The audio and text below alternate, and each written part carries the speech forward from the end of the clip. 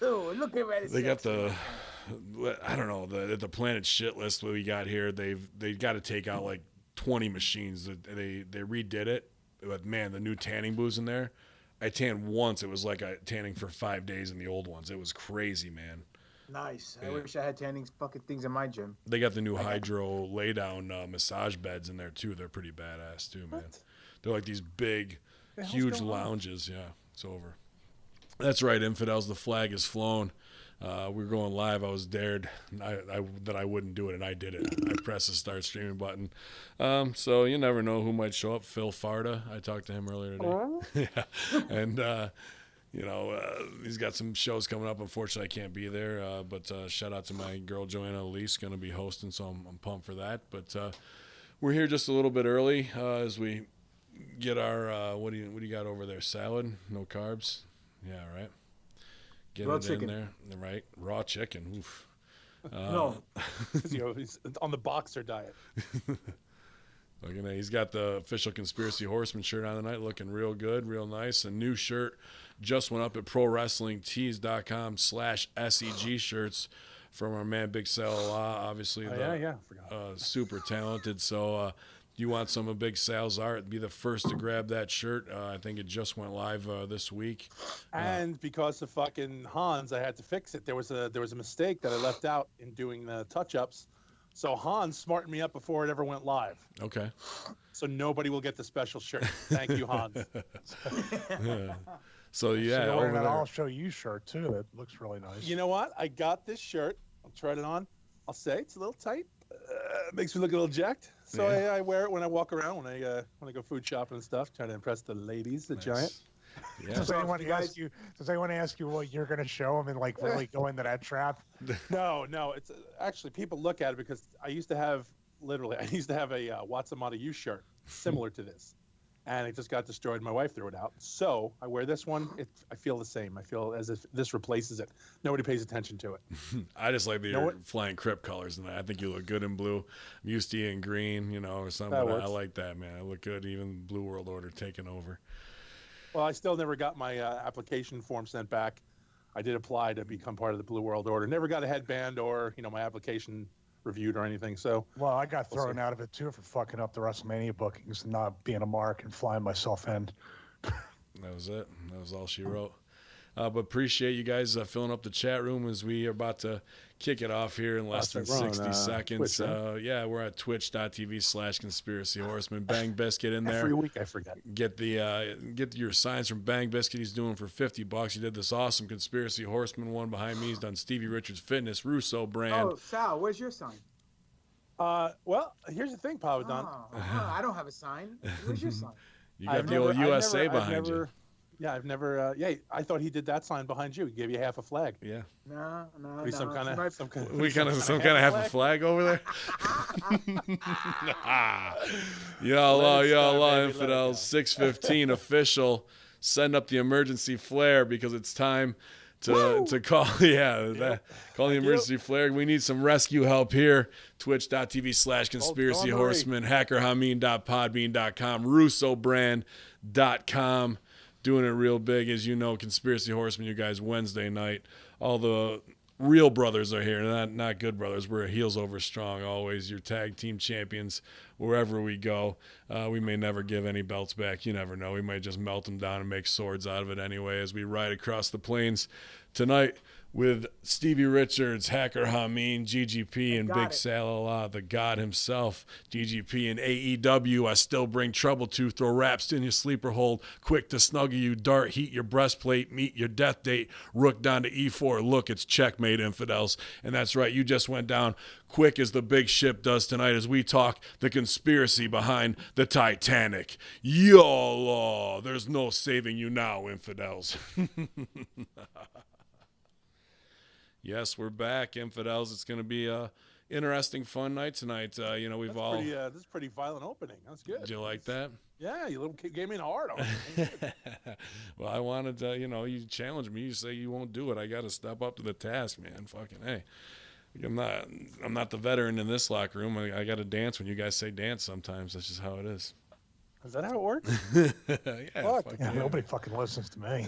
Right? It's like, Dance the fucking drink over here, Spider. Dance. That's right. Oh man, but it's good to be here Wednesday night. I was looking forward to it as I come to you from deep in the missile silo underneath Hoth over here as Winter and Jon Snow are outside knocking on the fucking door begging to get in, but it ain't happening in Jackson. So yeah, we're moving some snow and just glad to kick it with my brothers. GGP, how you doing tonight, man?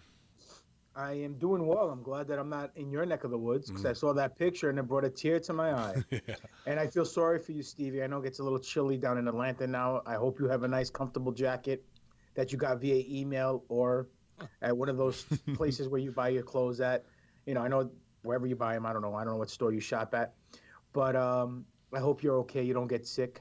You know, I know the temperature conditions down in Atlanta are very rugged terrain and it's very bleak at times, and you know, cold fronts come in, and it's just, I understand your troubles, man. I feel your pain. It's quite enough. That's quite enough. I for people that are wondering, I get these shirts at Hobby Lobby, and actually I get my jackets and hoodies at Goodwill. So, big star over here. I'm not going house hunting after the big con money payoff. He always looks like he's ready to go in and play shortstop if he needs to with those baseball shirts. Like somebody's going to call him up and be like, we need a short right now. Go. We're bringing back the Expos where you're drafted. There seems to be a lot of people waiting for a call right about I know. Yeah. We're just coming off a Raw SmackDown review show that never got posted, and we're really upset because it was seriously one of the best ones we've done. It was so fun. Yeah, we're not working either. It was good, man. Like extended Master Shoot Theater. Vince talking about his email to Shane McMahon and getting just like a blow off response. I don't want to stooge it off. You know, it's Russo brand. It's his money, but we'll try and do a little something special for you guys tomorrow morning. Stevie, hopefully we can get up and do the Friday locker room here. So if you want to tune in Thursday morning, if not, we'll try and do something for Friday for you guys if you catch it at hackerhameen.podbean.com. So. And don't forget, you went into quite the presentation on the Mandela effect. So if people aren't familiar, man. well, they're never going to hear it. So there's a little of that tonight mixed in, so we'll touch on it. But that was a good. They'll be just like Papa Don, so that's fine. that was a good like my fundamentals of media course pre-presser when I was teaching that, where I just blow those kids' minds back on like class 3. That's what I gave Vince last night. So maybe we'll get back to it someday. But the show that never was, it was good talking to him as always. But sorry, brand members. Hey, fuck Google, man. Fuck the man. They act like they're over and their shit doesn't work sometimes. Same with Skype. Fuck them too. And right now we're actually having, I'm not because I'm on the old machine, but I got a new computer as we've been talking about for a month now. And we were trying to get OBS to work yesterday through Skype and was having problems with it where I would do window capture with Skype and it would just show a black window. No, it wouldn't show Stevie and I in there at all. And then Matt Schaffer, who runs Hameen Media Group Twitter, was trying to do the same thing kind of at the same time, group mine. We weren't talking to each other about it, and he hit me up asking me a question. I go, dude, I'm having the same issue. So on OBS, if you guys are having that issue where you're trying to do a Skype call or load it in there, we're just having a problem. Usually it's just add window capture in a scene, have Skype up, and it should go. And even select Skype when it comes up, but it's being a pain right in the fucking ass. So if you want to hit up at Hameen Media Group, I know Matt would appreciate it. You can, tag me on there at Ben_Hameen. So we can just keep trying to bring you the best shows. And Stevie got the Rhodes mixer this week, which allows us to take calls and do some stuff. But even their tech, they shorted on a couple things, and you can check out at his YouTube channels all the great tech reviews he's doing and updated stuff. He was on Dr. Janda's show today, so there's so much Stevie Richards awesome content aside from what he's doing here, man. Stevie, take it away.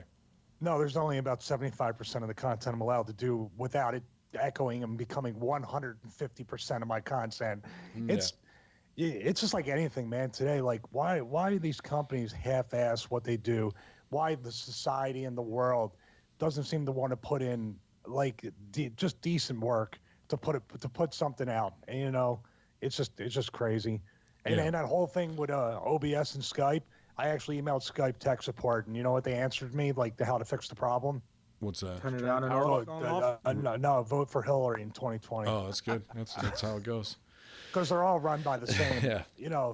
All those tech companies are exactly I just throw them under the bus on Twitter. Not like they care, but I just say fuck. Like, oh, you got to put heat on somebody. Fuck Google. They're the cunts who did it. Or Skype sucks and doesn't want to work when they should just be focusing on this shit. Everybody uses it. So. Well, on the audio front, Sal, you've used Discord, and I've heard some amazing things about Discord with the audio quality and the way it works a lot better than Skype. We ran a podcast for a long time on Discord, and we'd never had an issue. But when we did, it was fucking fatal. Like when we did have the issue, just nothing recorded. Right. But otherwise, everything was cool. Like never had an issue with Discord. We ran podcasts, we ran games on Discord. But like I said, when there was a fuck up, it was terminal for that night. Like we were done. You just can't trust anything that's freeware, I guess, is at the end of the day. But then, like, why that doesn't make me want to spend money because nobody's going, well, this is the rock solid solution. I mean, everybody's using this shit and everybody gets fucked over by it. And I almost wonder, are they fucking with it just so 5G will be the solution? But the solution tonight is from Jason Putnam. Screw it. You can follow him at It's Swamp Gas, I believe, or It's Not Swamp Gas, one of those two on Twitter. But he sent me Eagle Rare Kentucky Bourbon Straight Whiskey, a very nice craft bottle. So that came. I appreciate that, man. Hey, Sal, where's your whiskey? I think it's with my sign. It's with the checks from Paul. So it's somewhere over Texas. If I can get well, it. I think Tom Hanks. You got to know that you're not even asking the right question. The correct question is, where's the bottle for Vito? That's it, right? He's all mad. I didn't cut you off. This is the Patreon bottle of whiskey. GGP, you're welcome. Yes, sir. You're welcome to some of this if you want to come over. It's not that far. You can make it. Yeah. Just I'm gonna do drive the all old. way over Just do the old. so I can go fucking drink some whiskey. Now I'm good. I'll chill. I'll just my coffee right here. Boy, it smells nice. This is high. Not that the Crown Royal Black that I got from Dimitri as a Christmas present isn't wonderful, because it absolutely is. But this stuff was glorious, man. Great color. Sal, did you get the gift in the mail yet or no? Not yet. Okay, should probably be there the next day or two. Yeah, looking forward to it. Yeah, I hope it gigs you bad. And I actually I'll stooge that off, but I put the Crown Royal Black bag in there, so you'll be the envy of all the fucking people at the RPG game, because they'll only have the purple bag and you'll have the black sack. I got the purple, the green, and now I'll have the black. That's fucking awesome. Nice. Sweet, man. Pay Thanks. it forward. But yeah, man, it was a good weekend at Immortal, where we had that show with FBI and Stevie and I and GGP. You were all there. It was a 6-man, right? That's where we were in Amsterdam together. That smaller place. It was packed in there. I wasn't there when the FBI was up there. Yeah, that was Stevie. It was just Stevie and I. Oh, that's right. You were doing backyard fed, right? No. Oh, he's holding out for more money, I think, wasn't it? Yep. Yeah. Yep. But it was. You were working Jade Spade over in Queens, right? Yeah. No. I think I was working. Not in the ring, but something else. Wow. Oh, kayfabe, bro. Kayfabe. Brent Logan just subscribed. Ex Butcher with bits tonight. Armand. Hold up. Whoa. Brent Logan just subscribed now? At tier 1. Like, that's them. He's in Australia. They're kicking in. He's like a year behind. No, I know. But he listens to all the shows. I figured you'd subscribe after the first listen. He wore the Back to the Future 3. They're fine. He's good. He wore the Horseman shirt at his big death metal show he had there, man. At his opening, so that's that awesome, was his bro. first show, so fucking badass, man. So cool, man. All over the world. It's humbling, man. And just for the shout out, Lethal Vendetta fucking kicks ass. So definitely listen to those guys. Rock on. So Stevie, you would fucking love them. Who's that? Lethal Vendetta.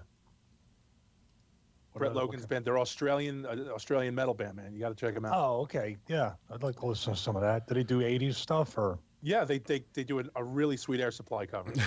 Oh, that'd be awesome. You know, he might just do it for me. I don't know if I want him to do that. Actually, now that I think about it. Hey, Brett. Brett, send me an MP3, man. Something you want me to play. As awesome. outro music, hackerhumming at gmail.com. Send it to that one, bro. Or you can send it to conspiracyhorseman@gmail.com. And I'll put it on as this week's outro music. Take this dumb.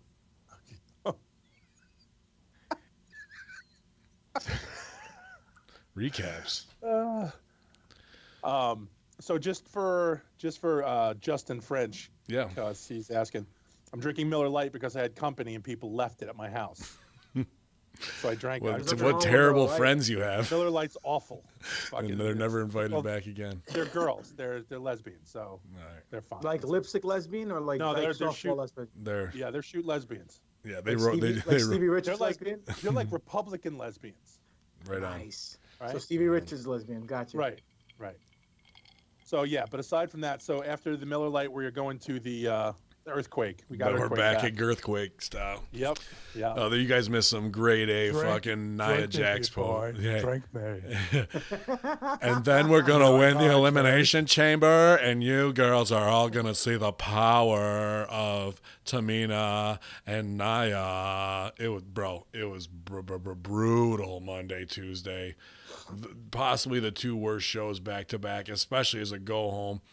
Did you see I'm definitely not getting hired now, but they put out the one of the most painful nights on the road to WrestleMania. I go, more painful? I retweeted it. This is from WWE. More painful than Monday, Tuesday? # pass the gimmicks, bro, because I need to be knocked out to watch any more of this shit. It's fucking bad, dude.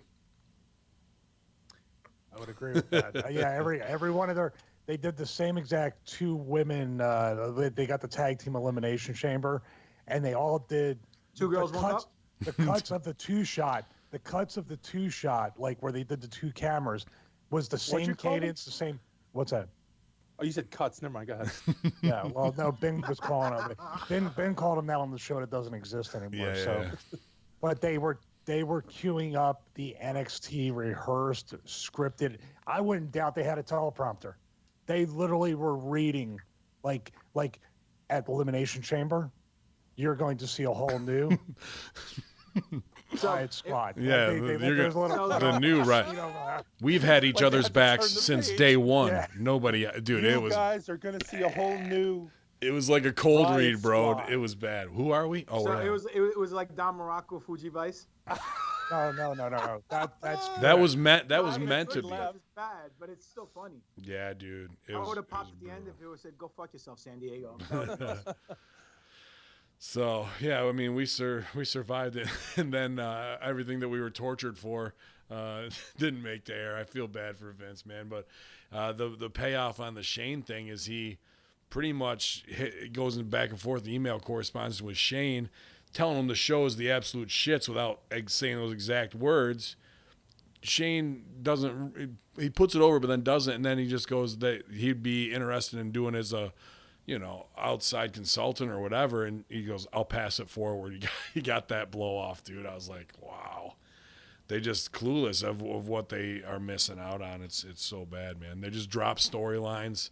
They dropped 3 storylines from last week to this week and just changed it. And then at the end of the show, Vince came out and kicked the shit out of everything they'd done for 3 hours in one promo. He just fucking changed it on a whim. I'll sum it up here. The whole show was a go home show, right? Yeah. Go home show, but it was the go home show for WrestleMania. They did it 60 days early. That was our Master Sheet Theater. That Vince's calendar was all fucked up, and he thought it was going home before WrestleMania instead of Elimination Chamber. And Can I nobody's. ask you guys something? Yeah. Do you guys think that it was so good that it got lost, quote unquote, lost on purpose? I thought of that too. But we were having Skype, or he's on Hangouts, right? So we had to do a whole nother Google Hangout thing again because it was glitchy. We started the show and stopped because it was shit in the bed, and then we came back and it seemed all right, but I don't know, man, why it didn't. There was nothing super controversial or edgy in it that he couldn't have clipped out of there if he wanted to. But that's by your standards, and your standards, just like our standards, are archaic, if you will, because who's this he we're talking about? Who is that? He who? Russo? man, Is it Russo? Is that what we're talking about, or Yeah. the other guy? what's his name? Nobody wants to say. Is it like conjuring the devil? Are we not gonna say it? I don't. I'm missing it. No, Who's I his wanna- producer? I- Isn't his producer? Oh, you guys talking about Jeff? Yeah. No, yeah, no. is I- he not in charge? I want to hear Sal say his name, all angry and. I want to see it come out of his mouth. I don't want to add that to it. I was trying to. No, I don't. I thought of like what, thinking back through, I was like, what would have been too sketchy that they would have taken out? But that was a solid show. It was really just a tech issue. It wasn't them trying to work. I'm not trying to start Potster Johnson over here is the one No, brought it up. hey, I'm dude, just- you I'm got to just say it. following through. Conspiracy fucking Hey, Horseman conspiracy theory, dude. I'm just following through and asking a little bit because you guys are all mentioning everybody else. dude, him. it could have Who's gone him? down like that. Like, what if we got off the air at midnight last night? What if we got off the air at midnight and Shane hits him up at 1 a.m. saying, "Hey, we might want to do something here." I would fucking cut. I would say, "Fuck that show too, dude." You know, he could be working. I'm not saying he couldn't. The conspiracy theory could be there. Yeah, I don't believe that either because he had already sent at least 24 tweets talking about this email, and talked about it on other shows and everything that made it. So I think it really was a problem. We didn't mention anything political. We didn't mention anything that anyone could be considered to be offensive except for Vince. He would probably be offended at Master Sheet Theater. I'm going to punish. He's going to fire us, not realize we never worked for him in the first place. Right. You know, he's going through the place. He's going batshit. He's like, "Bring me Richards. Bring him now. Bring him here." And they're going, "Who? What do you want?" "Stevie Richards. Get that son of a bitch here." He doesn't work here. You're fired. So nobody will tell him you are not in the fucking building when he's tearing the building up looking for you. And who's Ben Hamid? Send him here. I'm not. No. He doesn't want to have that meeting. We're gonna have a sit down. What's funny is one of my close sources, gave me his number and extension there too. So, how far are we from Vince calling Vince? And as an ultimate payoff. That's the ultimate. As that's a the ultimate Patreon. Patreon. Oh. $200 Patreon, one call. That's it. What you got to do is you got to call. If I still have this console, call me. I'll have it here to record through there. Yeah. With the phone and hit his music like on the way out of the call. Nice. Oh shit! Plans for the future, but we can't even get a Google Hangout show right. WWE was that bad, huh? Bad this week, dude. It was embarrassingly turn your head bad. The whole week before was about Becky Lynch must go to the doctor or she's not going to be cleared for WrestleMania. You must go. They dropped that whole thing. Didn't mention the doctor once. Now it was she had to apologize this week for slapping Triple H in the face, and then she could go to WrestleMania. So it's not about she came limping down with a knee brace on and then hopped up to the second rope and did her pose and jumped down with a knee brace on. Dude, just like the worst shit. Did she take as long as Lana took to get down to the Royal Rumble? Is that how long she took to get down? And then they're in the Nikki Cross match. They go, "Oh, it's going down backstage, fans." And it's Becky Lynch standing there, and Ronda Rousey comes up and asks her to apologize and touches her on the wrist. Like, not cutting away for action or anything like that. We cut away fully for an apology. That's the red hot action backstage. Then at the end of the show, Becky Lynch goes to apologize. She's supposed to be Stone Cold. She has to apologize to Triple H and fucking Steph. What would Stone Cold do? Give him the finger and stun him. Exactly. Yeah, I'm sorry. I didn't whip your ass sooner. She fucking shakes their hand, gets emasculated, shut down. Vince walks out, goes, "You think you're the shit? You're the man. You think you're the man? You're not. I'm the man. And I'm making a decision here because WrestleMania deserves a star, not whatever you think you are." Brings out Charlotte Flair, puts her in the fucking match. Triple H, Steph, Ronda Rousey, and fucking Becky Lynch are all standing there with their thumbs up their fucking boxes, dude. It was the most fucked up thing. And then the next thing they open SmackDown with is Charlotte trying to put it all over, which she did a great promo, but it's still like putting a square peg in a round hole out of nowhere. So I know we're weeks past this, but now at the Rumble, I was there and I was watching it, and there was a situation. Those the big icons, the big symbols over the entranceway. Yeah. Those were all 3D, right? Yeah. Mm-hmm. So the whole time watching it going, they fucking step shit up. And RK goes, "Oh, they're 3D." And I'm like, fuck you, 3D. So when Brock came out and the giant fucking thing was there, that shit was legit. I was like, that's hanging down, dude. That is a fucking thing hanging down. And then it was actually a Macy's hot air balloon they had made up. And I thought it was some sort of gimmick that came down. And they shot it from another angle and it wasn't there. I was fucking floored. Yeah. So I wanted to bring it up and I completely forgot it until I saw there's that 7D video of a dragon at a concert. Yeah. That shit looks dead on real, and it's like WWE already has that shit. Yeah. But then they're doing selfie promos for Kevin Owens and fucking Mustafa Ali as their comeback instead of doing anything to build them. So you have this fucking unbelievable tech that you break out just as a ooh and ah, but then when it comes to the basics of storytelling, It's garbage. dude, shit in an old dirty diaper. It is bad, man. Well, on the flip side, shout out to AEW for selling out in 4 minutes. That's awesome. Shout out to you for selling out in 30 seconds. 30 seconds. That's about 5 seconds. Got him. Thank you. Are you mad that I live the next town over from the hospital where Cody's at, and then you could go visit him? No, because you're Dr. Stevie. You're the one who did operation on his knee. I'm not Do you gonna think? Yeah, he showed up in his suit, and his jacket, and his lab coat, and went in. Imagine if he shows up on fucking Instagram with. See, a now picture, that would be a him and fucking Cody. awesome being the elite. We go there. Stevie's the fucking doctor. He orders x-rays. GGP's the x-ray tech. I come in as like a fucking wet nurse. lawyer. Time for your sponge bath. And like fucking, and you know, and Sal's the candy striper making in a cute skirt walking around like that. Gotta Like, take his temperature. exactly. Like now that's a fucking funny being the elite video of us just trying to They're not politic to funny. get jobs. Okay, I don't know who do you think you are, but Sorry, they're not sorry, funny. They're sorry, fucking sorry. serious. They're re-energizing the wrestling business. Time for your sponge bath. It's a real game changer. Yeah, it is a game changer.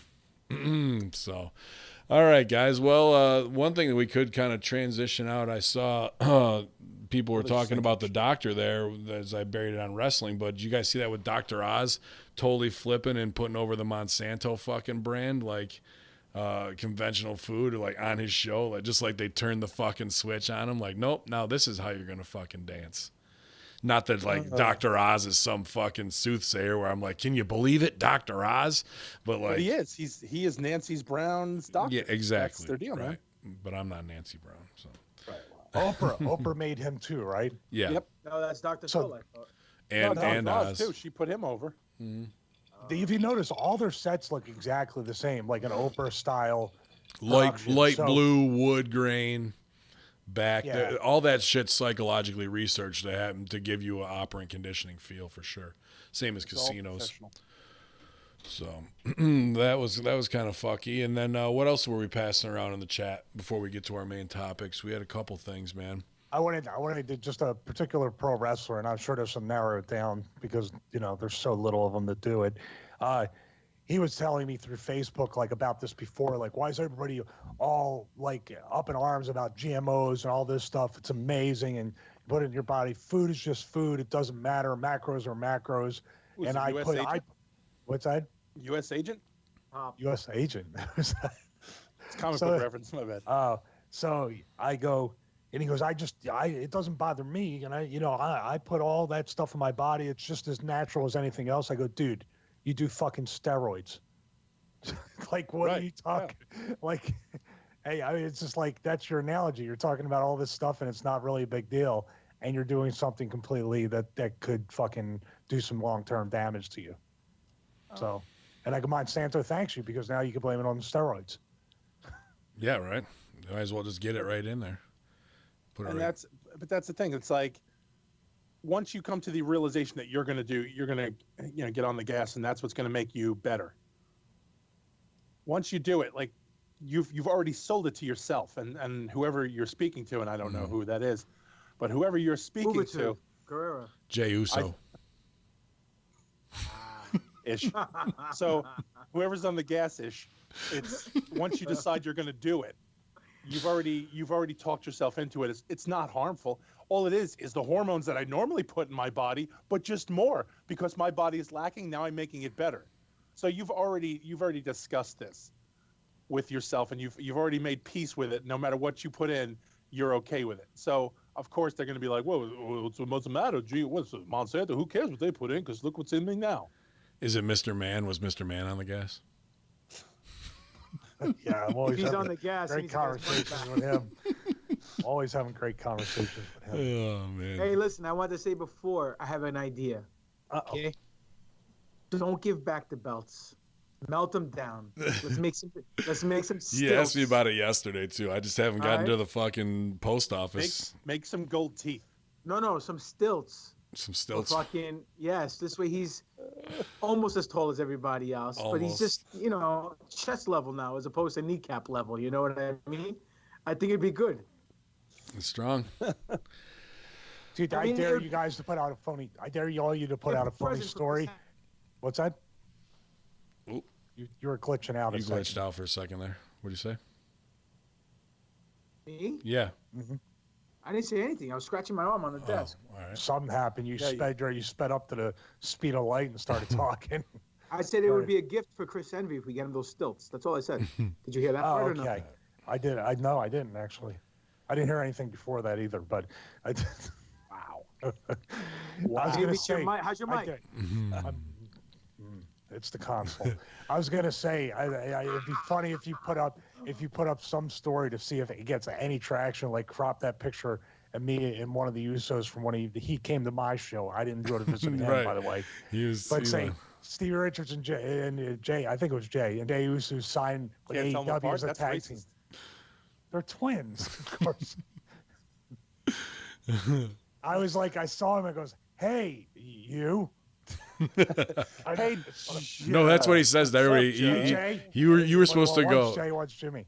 You were supposed to go. So after he says you just didn't do the fucking. Yeah, you didn't put anything over that he did. No. He did call me Usto, which I was like, I think I had to Did you look up pop what for it? Did you go? I have popped. Like, ooh, he talks like he does on TV. Wow, he's real. He's legit. Oos. Oh man, good times, great oldies. That'd have been great if he did it right in the middle of the gym. Hey, you. So. He would have fucking been like, what? What are you doing? Yeah, so Stevie, that's not your Vader mic. Stevie was all sweating it though that he was gonna fucking be like, so you heard any What are you good talking about? podcasts lately? That's not. He looks at him. So I was checking out some podcasts. Stevie started sweating. It's guy. I don't. I was like, am I wrong? It'll happen to Ben before it'll happen to me. Big fucking deal. I'd be like, yeah, you want to fucking talk about how rotten you were during that? That was the shits. I had a moment like that where I sucked too, but I'll own up to how bad we were here. What the fuck is going on? Yeah, I mean, I would have said like if it was this Friday, I probably would have ribbed him about the tag team test and been, man, I could tell you guys wrote that, you came up with all that stuff. That was about the realest stuff I ever had. Just to see his face be like, that little fucking nerd walked up to him about 2 p.m. and gave them that. Gave him that. Yep. Just rugged, man. We're talking about WWE product, GGP, where they come out and have to do these promos that are just so brutal. Like, under Guantanamo Bay conditions, you would give up everybody on Wiener's laptop, whether you knew him or not. I was watching Flash last night. That's what I was watching. Did you guys? And it was really good. Did you guys see that about this new weird thing of Wiener's laptop and Pizzagate when it comes to Trump, where supposedly he had referenced it in a CNN 2011 clip? And it didn't happen in 2015. I'm just putting it out there. That's setting you up. So yeah, go ahead, talk about it, man. What the fuck? Wow. Well, Trump was being interviewed by what's that guy's name? Morgan Dean. What's that guy's name? Morgan whatever. Morgan Fairchild. No, Morgan Freeman. Morgan Fairchild. No, man. Anyway, Pierce. whatever. Go ahead. Yes, Morgan Pierce. There we go. All right, he was being JP interviewed by Morgan. My wife, Yes, JP Morgan Morgan. Fairchild. So he was being interviewed by that hack, and then brought up Wiener, and that they had him on the show with Trump in the past, and they had a big debate. And he said that, the guy's an asshole or whatever. He learned a lot about that guy, the way he handled the situation. And then he before he dropped the terminology Wienergate, he said, I was watching Pizzagate. And then he goes, then Wienergate. But this was supposedly in 2011, from what I understand. And Pizzagate didn't come out to the WikiLeaks emails came out in 2016, right before the election. Mm-hmm. So, with that being said, that's another breadcrumb for the time travel. Yeah, Trump. something fucked up. Now that we got to say the other part. What was the program called where they were doing the facial switch out where they could make Obama say anything? SRFF 16-week ban program. You remember what I'm talking about, though? Yeah. But they had that way back in the 80s. Remember they But what if they did that with this video, and this is just a propaganda piece to fuck with the conspiracy people, who are that Trump shit was hot. They know Pizzagate's a hot button thing. Some slick editing that is audio and not just video. But they don't show Trump. They don't show Trump in the video. It's just his voice. Right. So it's just an on-air call. So You know what I mean? we're just taking for fucking what's in the timestamp on there on the CNN thing, 2011, where that clip came from, as the fucking baseline for truth. I just want to get to that point. So is there something being juked with that, or is that a fucking real clip, or did that clip not exist? Time travel, butterfly effect, and now it fucking does. I also want to say what's up to, shout out to Bello being Bello in the chat room right now, one of our great producers of the NXT review in the Wednesday locker room, man. Good talking to you. Thanks for everything you're doing out there, bro, and sending us links. Go ahead, GGP. Well, you know what? You hit the very good question. It could be any of those things. Fact is, nowadays we don't know. We have the technology where we can make things appear, and people actually think it's real. You know, like Sal during WrestleMania, whatever the fuck it was. They had me. They won me over. Right? Wow! Look, he pulled. Dude, how brilliant is that though? That's like, fuck the live crowd. The live crowd's gonna react because it's pay-per-view and it's time to get off. But for home, dude, think about what you're saving there just in being able to do After Effects overlays of 3D hologram individual stuff. It is pretty damn brilliant, man. Well, but that analogy there too, just like WWE and what we're talking about with this stuff the media is putting out, rather than doing really good business and trying to get their act together and trying to steam backdrops for Matt Hardy, they've invested all their time and energy and resources in that 3D thing, as well as what the optics are supposed to be with CNN. If it is fake, it's like we always say. If you're gonna be workers and you're gonna try to put out all this kind of alternative stuff or try to put out a narrative, you have to hire workers that can tell the story, and that goes double for WWE. Mm-hmm. You cannot be putting out the stuff that doesn't. You make can't any do the sense. big stuff like that if you don't have the baseline of Iron and Matt Hardy's blue screen. Like, that shit's just got to be taken care of. Like, that's just got to be done before we can go on to do the big shit. Because if you do that, then you see all the cracks of like, well, we don't give a fuck, really, at the end of the day. They'll ooh and ah over this, but we'll bury all the business that leads up to it. Did you see, speaking of media, did you see that they're laying off a lot of people from Vice, a lot of people from certain media outlets with the mainstream media? But the problem is, like, I'm looking at it, and they're saying, well, we need to go outside and look for more alternative media personalities and stuff. So that raised a red flag with me, because it's like a lot of people were like saying, yeah, there's thousands of us and we're alternative media and we're this and that. I'm thinking they just need a new crop of faces, a new NXT roster to come up so they can convince them, like, trust these people because you've been trusting them. Dude, it's a new why not cycle write the magic email? Be like, hey, I see you got a lot of turnover. You want to pay to fly us to go show up at some events and fucking no one's gonna fuck with us and we'll ask the hard questions. Conspiracy Horsemen are ready to ride out. Vice, hit Vice up, you guys, and let them know. Fuck all these stupid little SJW pansies. Let's go have some fun. The guy who they put that Tom Arnold show where they got those fucking wackos talking all the time. That's Project Veritas. Yeah, like, it was ridiculous. Vice does a lot of things. Like, actually, I just popped because his name's I believe you know him, GGP. Christian Salvatore Torano. He's actually a cousin of a guy I did improv with, La Torella, who teaches at Second City now. Came up under his show, Random Acts, in college, so we've known each other for 20 years. But his cousin wanted to get into wrestling, and he's doing that bar wrestling, the real hardcore shit. And Vice did the thing on where he goes and buys the garden weasel and shit like that. He's got the beard gimmick like me. Yeah, I know him. Yeah, That's I mean, what Stevie was doing. Nice dude. I kind of, gave him advice early on, and he ran with it in his own weird, like, art house kind of grindcore way. It's not what we do. But, dude, the press he's getting, he's been on Vulture, Vice, and I just saw that, because I'm watching Game of Thrones over again right now, but what's the main chick, the blonde queen bitch? Daenerys? Yeah, she referenced that she had seen him in the fucking Vice thing, and she popped for it, and she's like, it reminds me of Game of Thrones, of just like bloodlust and the knights going at it, to see who's the top dog once again. And he popped for it, man. In 2 or 3 years' time, that kid has taken that hardcore CZW style, and he's just getting into CZW now, but he made it in New York. I gotta, give him his shine. It's not how I'm gonna get over. My controversy is different, but I'm not gonna fucking gig every weekend. But that's the Baskin Robbins 31 flavors of the art that we do. He just happens to be blood flavor or whatever the fuck, right? So I'm sand flavor. I try to get over, but Stevie keeps sending those fucking emails to the people, holding me down. So, yeah, and those tweets.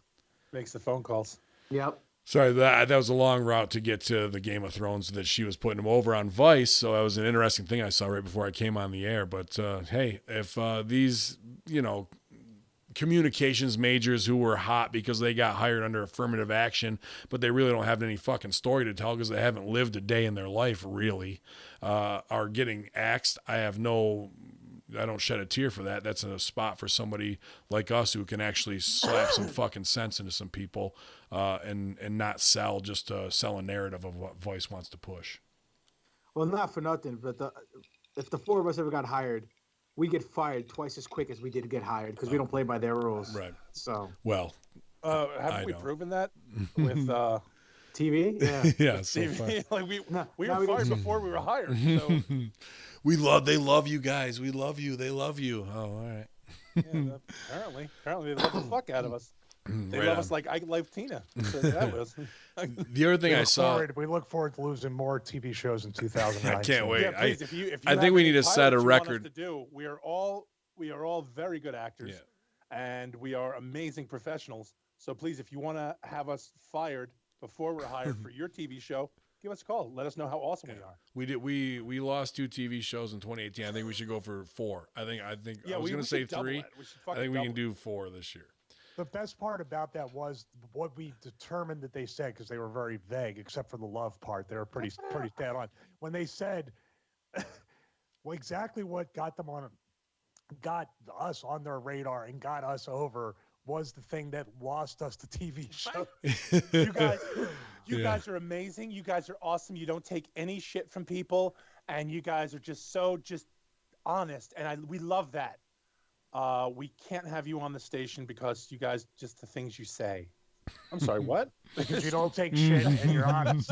We can't have that. Yeah. Like, what the fuck? Like, and the fact that they wouldn't tell us, that was the thing, because I really wanted to know that if it was mine or Ben's. Because you two, you don't say anything. Dude, just put it on me. Like, what? Even if it wasn't, like, they're going to go back. Like, look at this fucking guy. Well, I've snuck over the Canadian border. Man, it was tremendous. So I don't know. It's one of those things that I just want to know. Yeah. Because it just be one of those. It's half the battle, right?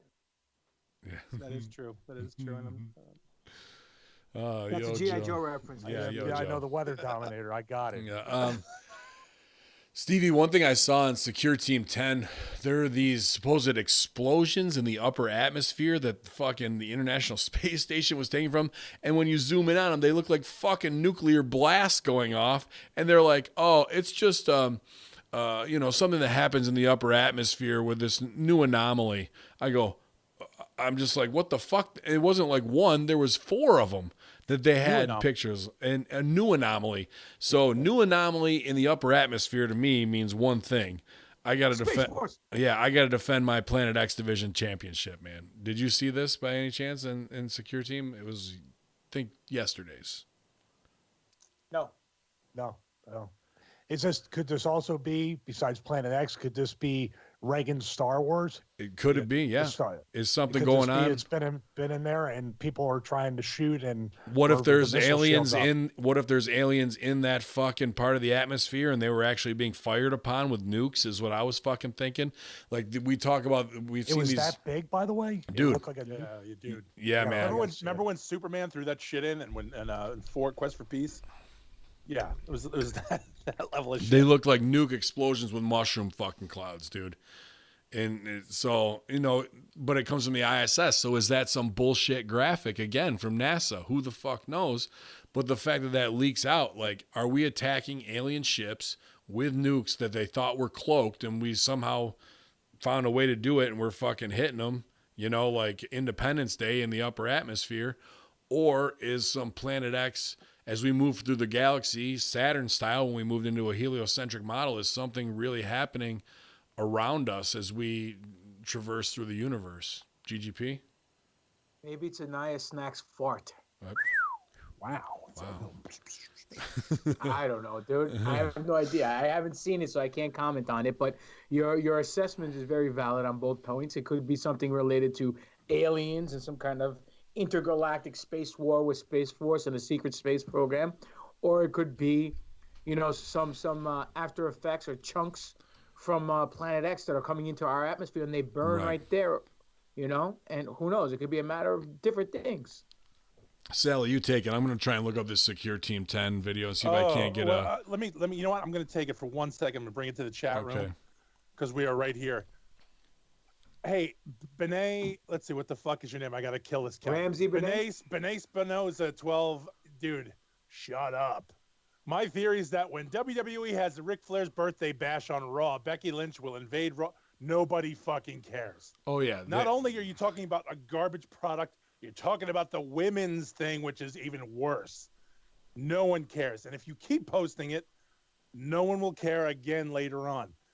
Stevie's not going to answer because he feels bad for you, but he's like, oh, look at the poor guy. Much like people look at homeless people and like, oh, and here's a quarter. He won't give you the quarter. He's not even going to put it over. So stop. Thank you for listening. Everybody loves it. Terrific. But shut up. Nobody cares about WWE. Nobody cares about the women's title. Nobody cares about any of it. So shut it.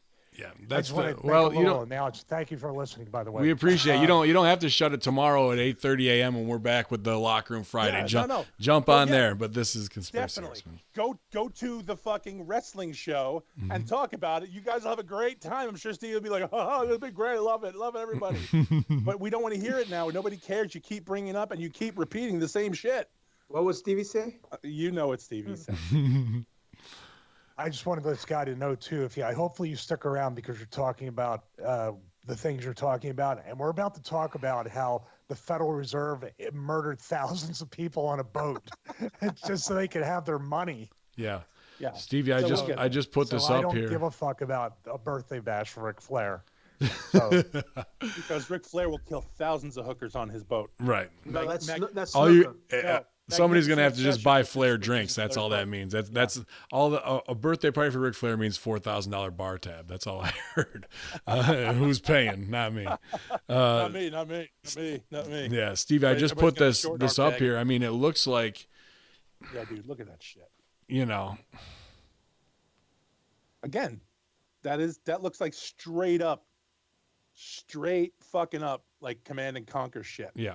That doesn't look real though. It doesn't. There's smaller pictures too where it's not as zoomed in. That's what I'm saying. To me, this looks like somebody could have easily, as a video game designer, made this, right? Or you put it in there. But the video is called "Russian Satellite Just Saw What Above the Earth." It's right on there. It's got 400,000 views. It was put up February 11th. So after you're done looking at that, look up Russian zombie attack. That's also cool because they show that heat sensor and the guy getting attacked by a mob of people and they getting torn in parts. It's amazing, and everybody thought it was fucking shoot for the longest time. It's from a video game. Phony. Yeah. So again, that's what that looks like. But again, that looks Command and Conquer. It looks like Superman. But that's the thing. It looks so, and XR Butcher, it looks so fake. It has to be. Yeah, real. Where we heard that, right? Yep. So when it comes to Elon Musk fucking faking shit and putting that out there, but the fact that it came from the Russia side, not that they're not all on the same team, but instead of NASA trying to put it out in kayfabe, interesting. Something to keep an eye on. A new anomaly in the upper atmosphere. Massive nuclear fucking explosions out of nowhere. Just a new anomaly, guys. But let's talk. This is where Pop and I can chime in too. This picture looks like such a composite image, especially around the sun. You see plenty of stars, and it's a bluish sky. It looks like the explosions are lighting up outer space. That's where it looks very set up. Well, that does like on the here. I'll take another screen cap of what he put up. That looks far more plausible, but I don't know. Technically, if you want to be a jerk off about it, you look at the circles, and then the explosions are going straight up on a curved Earth. So It looks like it's CGI. That's all I'm saying. Well, the other So- ones just look like little glints of light, like orange, underneath clouds. It's not the big impressive. Those could easily be photoshopped, those mushroom clouds. But again, what is the anomaly? Exactly, that's my nuclear point. Explosions. Yeah, I'm yeah. gonna go one further. What are those things that are sticking up in outer space? More importantly, you see it right by the green circle, the green dot, and then over to the right, it looks like there's huge fucking like towers going that's in sheep outer in space. New Zealand, man. Yeah, Oh, yeah, are, no. are those If you just go- vertical okay, spiral from clouds? The second, look at the corner, and then look at the second nuclear explosion. Mhm. Go to 12 o'clock and then go to 1 o'clock. There's a giant Warcraft-sized stone tower. Like it's horse shit. Like look at that thing just sticking up straight up. Yeah, it looks like it's miles into outer Yeah. space. That looks I like don't- it looks like a Warcraft map. Like I said, this is Command and Conquer. It's it's a video game map. You bring out the Ghost Adventures debunked thing on, slap it up on the screen. Right. Yeah, yeah. But the Pull one up before fucking that, Zach Baggins. yeah, I don't see the one before that though, Ben. But I'm bringing it up right now. 1 second here. yeah, there are mysterious. There's another video he put up about live video, but there have been over however long these audible booms that are across the sky. Right. Yes. I don't know if it could be related to what we see here because this is right along with Could be. his show where he talked about booms. It's called Moon Domes and I don't know, something booms or whatever. So here's a who knows? weird thing. I mean, I just put the other picture up. I mean, obviously not nearly as impressive as mushroom clouds in the Eye of Sauron circle, but No, but here, if you put that up, it'd be like, oh yeah, cool, wow, weird. We Right. don't know what that is, right. and everybody believe it a little bit more. So yeah, I definitely want to lead in with like, all right, let's see what's bullshit here. That gets over your curved Earth, but look at you can see the atmosphere curve like there's some ozone layer. Like, doesn't that seem like some Photoshop bullshit That's a right shield. Like Right. that looks like it's an actual there? shield. Yeah, yeah. Like so. Like a firmament. Yeah, like a firmament for sure, but then also the curves in there. So, interesting. Can't really tell geographically where that is, where all these lit up explosions supposedly are, but again, worth talking about, worth keeping an eye on. So yeah, let's anybody else got anything they want to put on this or no? No, that Well, he looks completely different than the other one, and also this does fall a little bit more in line when we see that time lapse of the International Space Station going over the curve, the famous one with the lights on the ground. I don't know, man. And Tyler gets so much stuff thrown at him every day. I'm sure he has to kind of like put this might be something that's even more credible than the other stuff. Yeah, he's never You're right. taken the hard line like us. I mean, we can talk some shit and how we do in the locker room, but he's never like, this is it, you guys. He's more like, here's example 7 of the same thing that we've been sent. You know what I mean? He's good at cataloging and recalling things to back up the new video. Wrestlers, I see the clickbait title. Wrestlers claim UFO conspiracy guy caused Titanic to sink. That'll be the, And as we needed the segue to switch to Titanic, that's what we're, going for tonight. There's a couple different angles you want to take with it, but the main one is that was the Titanic sunk specifically to kill big banker names, so the Federal Reserve Act could be passed and without any objection or other rich guys saying, hey, this isn't how it's going to go. So JP Morgan could become the top dog. Wow. It's getting serious. My in here. shit, look right. I saw Sal put his glasses on, so it's like I go into. Yeah, okay, Seinfeld. yeah, because I gotta fucking read. So yeah, thanks. No, I'm Thanks not for making there fun yet. of me. This is- Thanks for this is making for fun of me. driving. No, yeah, it's just for making fun of me. Thank This- you. So I'm nice of you. making- What a nice Christian. Talking. How dare you? These are my driving glasses. That's why I have them on my desk. Oh, you guys see my driving glasses look like Master Chief. I have these fucking yellowed out glasses so I don't see that weird halo around everything. Yeah. Devon, get the tables. We got glasses on tonight.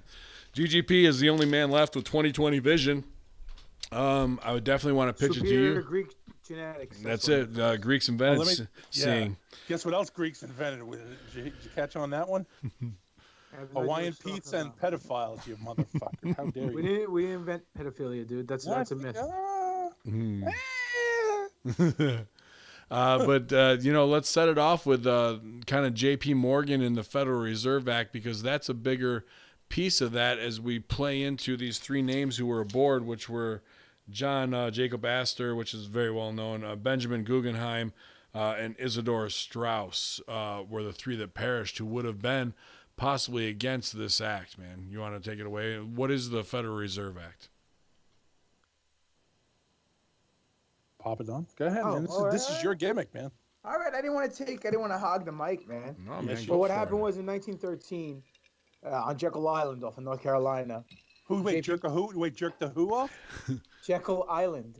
Jekyll. Oh, okay. No, there's no jerk in here. When you bled it through, it sounded a little weird.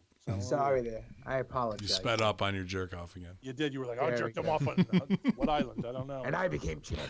That's right. Yeah, Fire Island champion. Yeah. All right. Yeah, I know. I know. So, so they had this meeting, right? And on Jekyll Island, J.P. Morgan, Rockefeller, Aldrich, and Ismay, and they wanted to do a central bank similar to what Europe had, and they actually went to Europe to see how a central bank worked. And they did this all in mystery. No one knew that they went over there. And what happened was the three individuals you guys just mentioned, Guggenheimer, Strauss, and Astor, were against this. And their only hurdle or obstacle that was in the way of accomplishing their goal. So what happened was the Titanic was being built, but White Star Line, which is the company that owned the Titanic, was going out of business, and J.P. Morgan decided to finance the Titanic. The fucking limeys. So he did that. And then what happened was he personally invited these three individuals onto the ship and as his personal guest, and he was supposed to attend. But coincidentally, right before the ship took off, maybe an hour or two before, he called in sick, said he couldn't do it. He no-showed. He was holding out like Stevie. And they went on board, and you guys know what happened. The thing went down.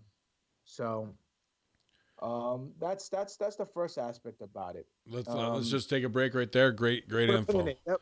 Sally, go ahead. Okay, so we're to get further into detail, and I copied down. I went and I got the what they released on the Titanic at first, and I'll give everybody background. Wee. Notes alert! Somebody took notes. We've got notes. Somebody took notes because, well, here's the deal. And full disclosure. I ran. How dare you? Look at yours. Hold your notes up. Yeah, it's the same shit. All right. So, Stevie, where's your notes?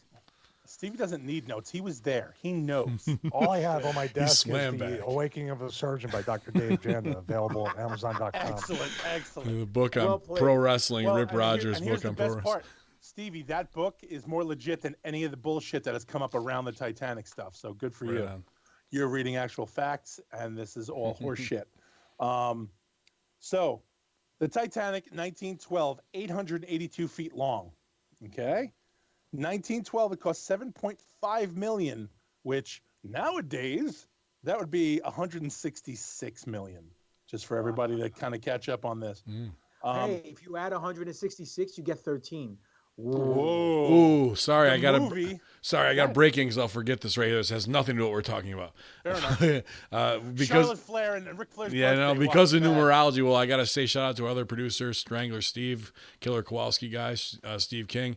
He had scooped me because I saw on Drudge Report $22 trillion is the debt today.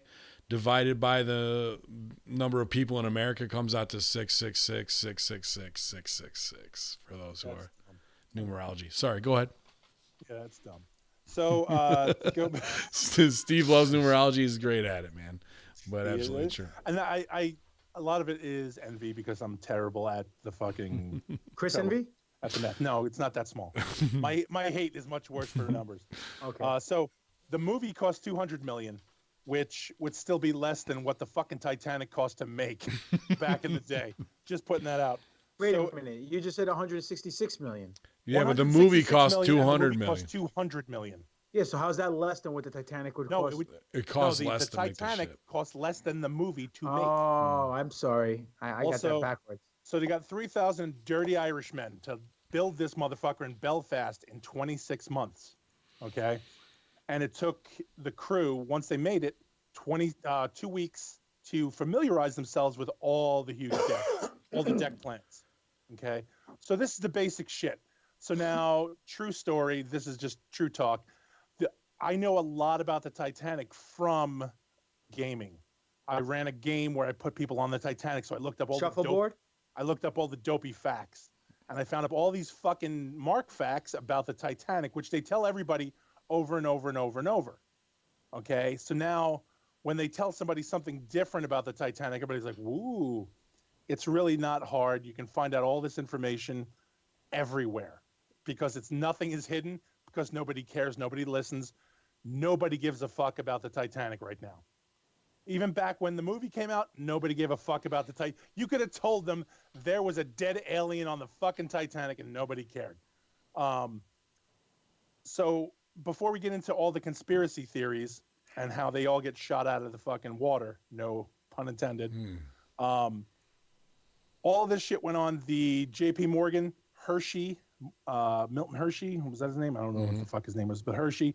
And there was 12 other unnamed moguls. Oh yeah, I mean those are just the ones that are those three I named from Astor, Guggenheim, and Strauss. Those are 300 millionaire. Like they would have been worth 300 million in there. So if the ship at that time was 7.5 million, worth 167,000. I'm trying to do the ratio in my head. Be 21 times that, 21 times whatever, 370,000. So 1.8 billion dollars they'd be worth, equivalently. Based on what cost was of the ship. And that's enough to power play against Morgan. And I think he wanted to fucking corner the market, obviously.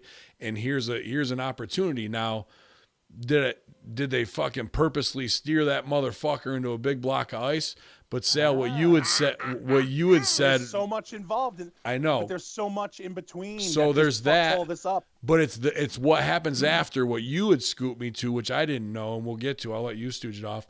That makes me believe that the fix was in, because what could have happened and what didn't, it tells a bigger tale. Go ahead, Sally. Okay, we were talking Stevie, about you got something? You got a new product? Well, we got a new product, Fragile. Hang on, everybody. Time out. We've got a new product. Open it up. What do you got? From Italy. Not going to open it up. You have to open it up now. Well, Adam Rivera. Do you have the battery? Adam Rivera sent me that Xbox we were talking about. Oh, did he? Awesome. Yeah, so I can't really go into detail about it. I'll pass it on, though. Shout out to Adam Rivera. It's with my sign and my fucking whiskey, kid. Shout out to Adam Rivera. Does a lot for Hameen Media Group. Where is your time out. Let's just stop this fucking show for a second. Where is your batarang? Where's gimbal? It's with the mix minus for the Rodecaster. You know what? Because that was one of the big things I used to pop for every time on the old T6 show, whatever the fuck it was called. T666. T666. I used to wait, and Steve would pull out the little batarang. I never put it over. He'd be like, "Got the little batarang," and he'd open up all his little gimmicks open. And I was like, "Look at this motherfucker! How cool is he opening up shit with a batarang?" Now he doesn't do it. He's like, "Man, whatever." GGP. Hold on. After the 16-week band program, his muscle's so huge you don't need a batarang. That's right. And you can get your 16-week band program if you just send money to pop it on 595 at yahoo.com on PayPal. GGP, I've got 2 parts left to print on this fucking plane, and after that, I'm gonna print you something nice and send it to you. Oh, you don't have to, bro. Well, I don't have to do anything, but I'm gonna do it. All right. So I don't know, where were we? Why don't you print the belts? The show's turning into Titanic right now. Yeah, it's sinking quick. All right. So go ahead, Sal. We were discussing Joseph Ismay earlier. He's the executive of White Star. Mm-hmm. Okay, so at that point they had the 2 sister ships. It was the Olympic, the Titanic, and the Gigantic, which is such an awful name for a boat. So Olympic, Titanic were the 2 twin ships. They were the ones that looked dead on identical. Olympic was made first a year before. Right. Identical. But now the company Cunard had the Mauritania and the Lusitania, who White Star wanted to compete with for no fucking reason. Zero reason to compete with them. Well, except I mean, that's the same as Norwegian and Caribbean cruise lines. It's the same shit that goes on now. Right, but now I think it was the Mesopotamia who had a world record for speed. But again, they had ran ships. White Star had like steady, sturdy ships, and everybody was cool with it. But now they felt there was a big competition. So boom, there we go. So they started that shit. So now Ismay wanted this done. So we got the 3,000 dudes doing this in 26 months. Just also, again, all of this is based on horrible, horrible breaking of the law, of work laws and laws that didn't exist, just exploiting people.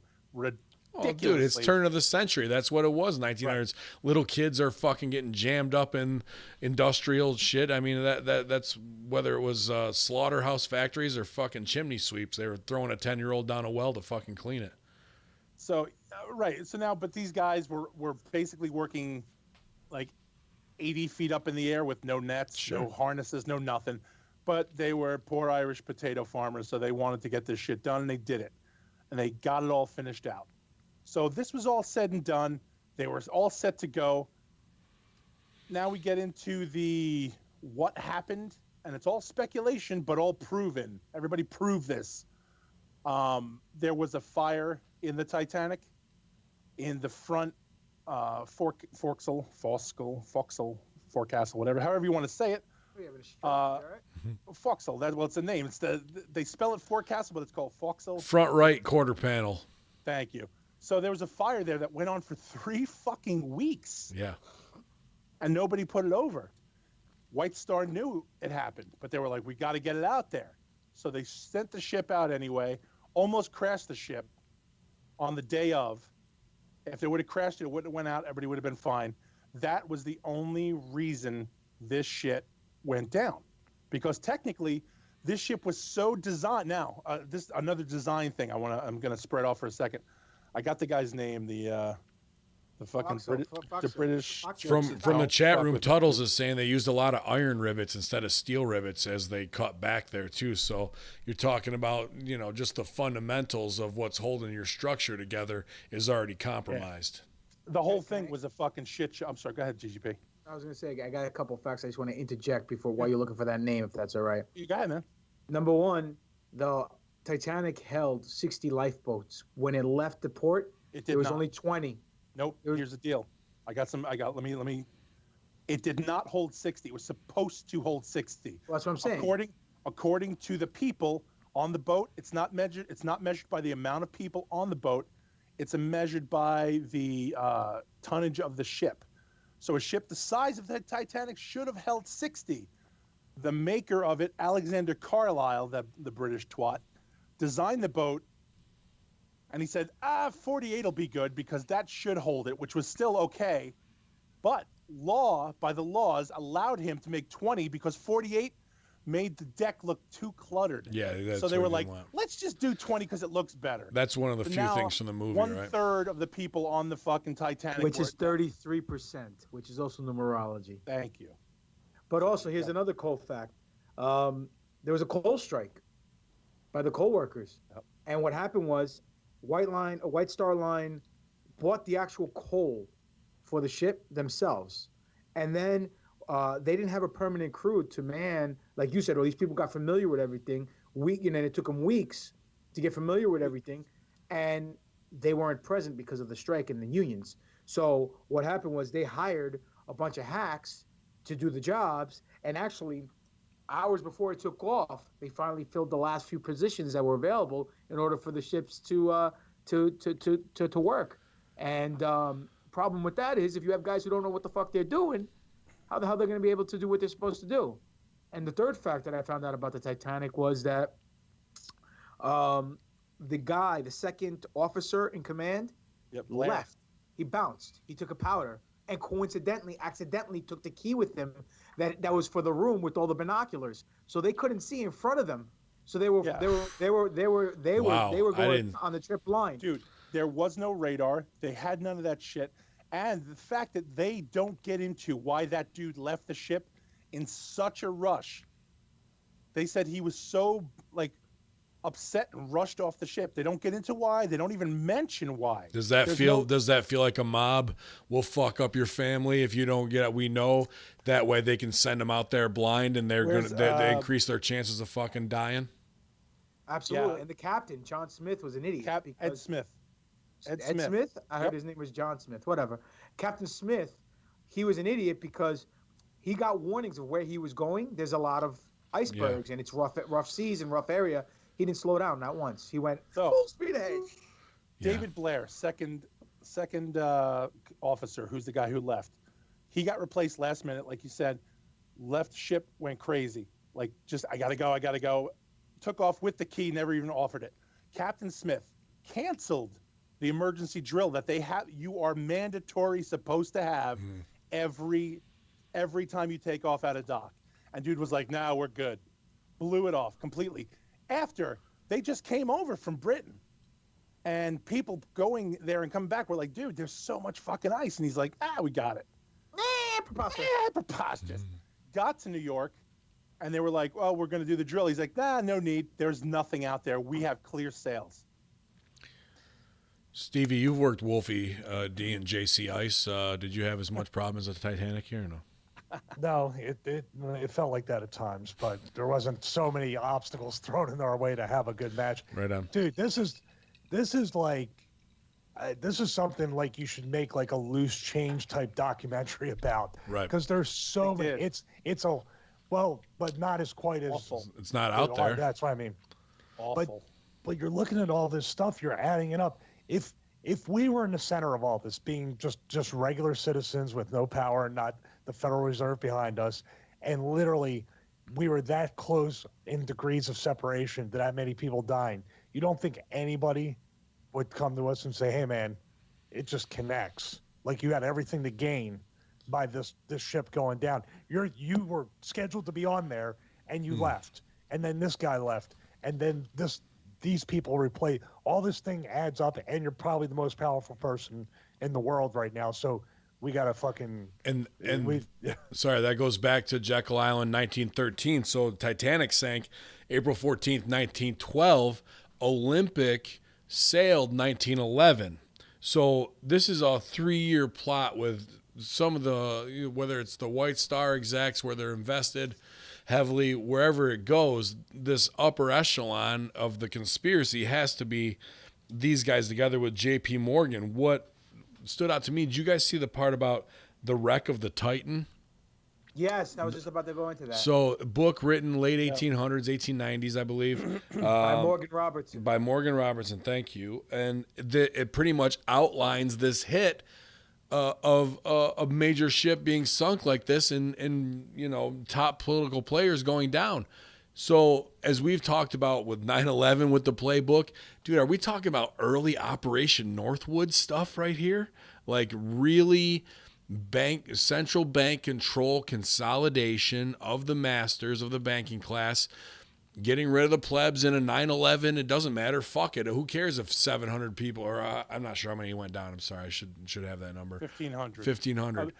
They don't even know. But like, it's They don't only even about the know. three. It's only about the three. It's only about the records in World Trade Center 7. It's only about like, what is it? What is the real thing there? I mean, they didn't politicize it to send us to war, but at the end of the day, we have a whole new central banking system possibly based off this. And Sal, what I wanted to get to, what stood out to me of this making me believe it was more of a hit and a false flag or setup, roll of the dice, is the fact that this other ship you talk about was 11 miles away, could have come right in, scooped people up and had minimal casualties, and they did a fucking stand down order, which is directly out of fucking NORAD and Dick Cheney. Yeah. I'm just like, holy shit, man. Here's the thing. Go ahead, Papa Don. I'll let you go, man. First things first. Before you're gonna say fucking Zach Mars timed out us? no, he was glitching. That's what I was trying to tell him. Oh. You didn't hear that? No. I heard Ben glitching a little. Anyway, regardless, what I was gonna say before you get into this, because I know you want to say it, I won't say it, so you could say the gimmick. No. The dude, Robert Morgan, Morgan Robertson, the guy who wrote the book, coincidentally, 2 years after the Titanic sank, was found poisoned to death. Poisoned 2 years later. So now we've got No nail JFK. How and that's the ones we know about. What other people related to Titanic in that JP Morgan circle? Like, what is it? 46 people from JFK died within 2 years afterwards. How many other affiliated deaths? I was trying to look that up, running out of time.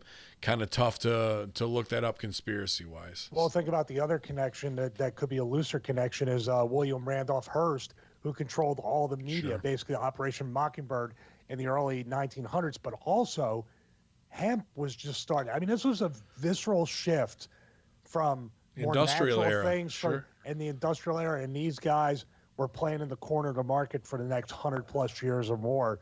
With Hearst, give a little background. I mean, he's connected, but it's the same type of people. Hemp was a big deal. Everything was legal as far as hemp was concerned. It was really a miracle type of thing for production, for medicine, and all that stuff. But because he, with paper and trees, obviously newspapers and everything else, wanted that to be the thing people had to rely on because it was, I guess, it wasn't even as cheap to make, but he could not corner the hemp market and profit enough. Oh, it's 90-day turnaround for a hemp crop, as opposed to a tree, which takes fucking 20 to 30 years to become, unless you're just making pulp and shit like that. But like, absolutely, the industrialists of that time and the banking they were the banking cartel because it hadn't been formed really. All Standard Oil, all that stuff, Sure. they had the trust stuff, yeah. And did that?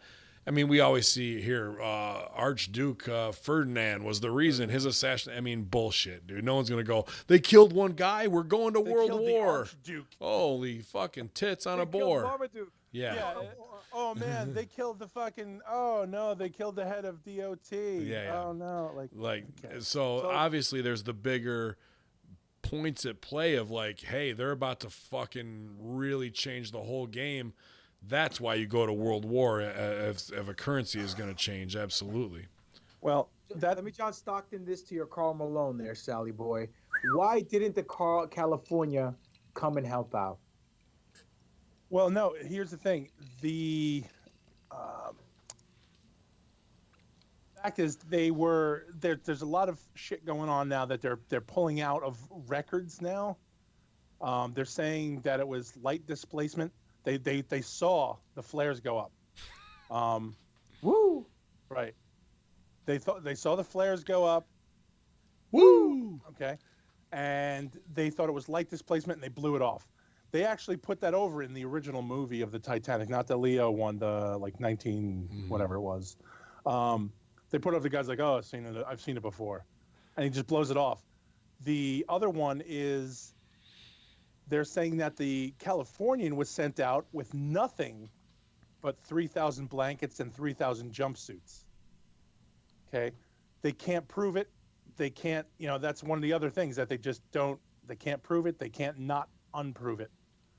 Doesn't that make it seem like this? Like these guys weren't as big a cocksuckers as Bush Cheney were to like burn the 3,000. They were like, all right, we'll rescue these 1,200, but make sure those 3 motherfuckers drowned out there. We can lose 100, but we'll look all right that way. Well, then there's some of the people are saying that according to records, these guys were almost what the Carpathia was 100 miles away or 200 miles away.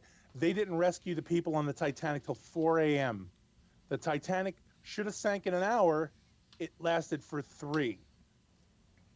But that's the other thing. Here's the other dispersal agent that goes on. It's Ismay. Ismay got the fucking rap for jumping on a fucking lifeboat before women and children, and was like, "Fuck it, I'm out." Yeah. And they were like, "You Billy Zane," and they were like, "You cocksucker." Who's Greek, by the way? Yeah. Just So this throwing guy it out has there. been fucking hammered for the rest of his fucking mortal life of his family name as the prick who jumped in the lifeboat. However, like I said, they were supposed to go down in an hour. They lasted for 3.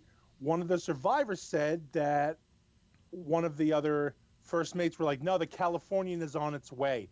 The Californian never came, and it was the Carpathia who showed up. And the California was only 11 miles away, right? Right. Well, that's one of the other theories, that it was 11 miles away, and the guy was like, I'm not sure where I am. I'm turned around. What happened? They're just kicked up on the deck with boat drinks, listening to screams in the distance. They said they were rescuing another ship in distress. That's why there was such confusion. They went to another distress call.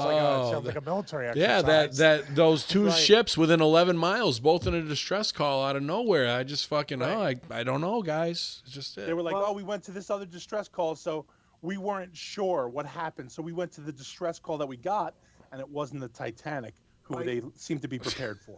But here's something else that I heard or found out about the whole scenario that went down. This Captain Smith shot up white flares in the air, which He's represents not supposed to.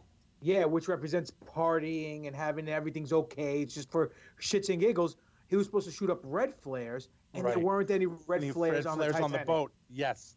Wow. In the old movie, the captain actually says, "Huh, I wonder why a ship like that is sending those flares up," and that's how they kind of fucking. Does that movie seem like wrapping up questions for conspiracy theorists of that era? Back in the day, yeah, that's exact. This movie handled all of those questions. Right. Doesn't it seem like it ties it up in a nice little fucking that they would never put out because let's face it, Titanic was made with Leo and. Well, sorry, I just want to say because they would have put that out then, because there would have been a next generation changing of the guard, big money in J.P. Morgan, and there would have been like, oh yeah, well what about like I feel like they were worried about some blackmail coming out, so they made a movie to tie it all up. You know what I mean? That's one of the things that they put over that they're like, if this was true, if any of these theories were true, how has no one come out? No one. Literally no one. Because now, just for the conspiracy theory we side. We drowned all the motherfuckers, that's why. Well, just for the conspiracy theory side, we had... they had, insurance fraud. So the Olympic and the Titanic, same ship, so different. The Titanic had the fire in the front. So White Star was like, fuck it. If we send that out, it was actually the Olympic who had the fire. So if the Olympic had the damage. No. Sorry, I got to interrupt you here.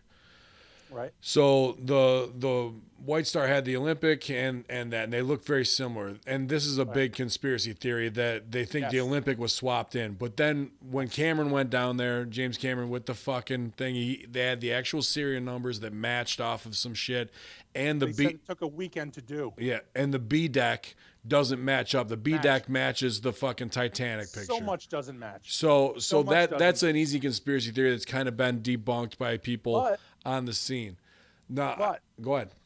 The Olympic, when it got sent out, the Olympic and the Titanic. Sorry, the Olympic got hit by another boat. Yes. So they wanted, and the insurance wasn't going to pay off. So people think that they swapped out the fucking Titanic for that and sent the Olympic out with a shitty patch job, and it never even really hit an iceberg. It just fucking got cocked over and went down. That was the thing. They said Lloyd's of London will never cover this. So if we send this out, we'll send out the bullshit broken ship. It'll sink or it'll start leaking. We'll get everybody out of there. Thus the Californian. They'll say, okay, great. We'll get everybody out, and then we'll collect insurance, which will be $10 million, which Lloyd's of London will cover. Which would be them. So $3 million more than what their ship, money. Right?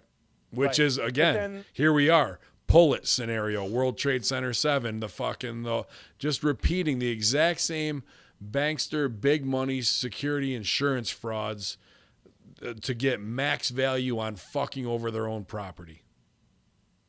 So then they also started talking about there's 3 other theories of a German U-boat sunk it because what we were discussing earlier, that there was ties in and the U-boat came, which is boom, hit it, done. Doesn't make sense, but that's how they explain the burn marks on the ship because they think that the fire sunk it, not the iceberg. Blah, blah, blah. Then they're on an even better side of this. The mummy that they carried on board as part of the fucking museum artifacts cursed the ship and fucking sank this motherfucker. Tom Cruise was on the ship? Case closed. So, case closed. But that's the thing. All of this shit went down, and this is the shit people threw up. Yeah. People just threw up these things like, well, it was the fucking mummy we had. They didn't have a mummy on the fucking boat. Who the fuck threw a mummy into this mix? All of this came down, and none of it makes sense. All of it has been explained. Stevie. That's the problem. If WCW can have a Yeti, the Titanic can have a mummy. But that's the thing. All of this has been explained. What it comes down to is fucking criminal negligence on the part of these assholes. Yeah, definitely. But the scams are there too. The worker side's there. Stevie Akumashente. Thank you. God bless you too. It's code words. This shit cult. Where's your code words? Hashtag cult. We don't have them, GGP. Not You know, It's from the mummy, you guys. The mummy. There's people that are listening or watching the show right now that say this does not jive with the documentary that they saw with Leonardo DiCaprio and the other girl. And the cold-hearted rich bitch. I can't get him. They're going to think that, like, all this stuff, it just came down to a love story. Because no one knows the story of the Titanic. Well, I don't know if you guys knew that the old broad who got her fucking necklace thrown in the water, she was found 4 days later dead. She must have known something about Hillary Clinton. She had red bands around her fucking neck and on the doorknob. And she was found on that highway in Florida where she watched stuff. She watched the Titanic take off, and then she died there. Dude, but seriously, all this stuff is one or two or maybe three things you're like, okay, it just kind of all came together. But we just named off like 10 different things that raises red flags all across the board and cannot be all coincidence. 2 ships, distress signals, phantoms. This is the 1912 version of the 9/11 Phantom planes that are flying around on military exercises all over the place. Confusion. It was a stand down. And that whole thing about, well, we're going to do 30 instead of 48 because it looks better. I actually kind of believe that because, like Sal said, I think they were just trying to get those 3 guys and everybody else was safe. The funny part is I think, and the chat room said it before, I'm like, they may have killed these motherfuckers anyway and put bullets in their head and they had to sink the ship to make it look good. And this was actually a botched, like, staged event where people actually got rescued, and those were the 3 that stayed on the boat. Yeah, but then why would they not have the red flares? I think that's the smoking gun right there. I think that the fact that the red flares weren't present on the boat, and this fucking second captain bounced with the key to the binocular room. Or that guy could have known where they are, and the douchebag captain didn't know where they were, and he's just fucking touching off the flare gun. But that's the insurance fraud part. They were trying to make the ship go down, and there was a failure. I mean, the binoculars, the flares, all that stuff, just make sure the ship all the safe, thing they could control. All the well, if he's not there, then the percentage of them hitting an iceberg because he's the fucking main lookout guy. All right, let's get him out of the picture. All right, let's fucking the emergency flares. They're not going to have them. They just happen to not get fucking stored. They were left back on the dock. Like all these little things that are going to increase their chances of fucking this boat over. Ready to muddy the water a little more? Go ahead.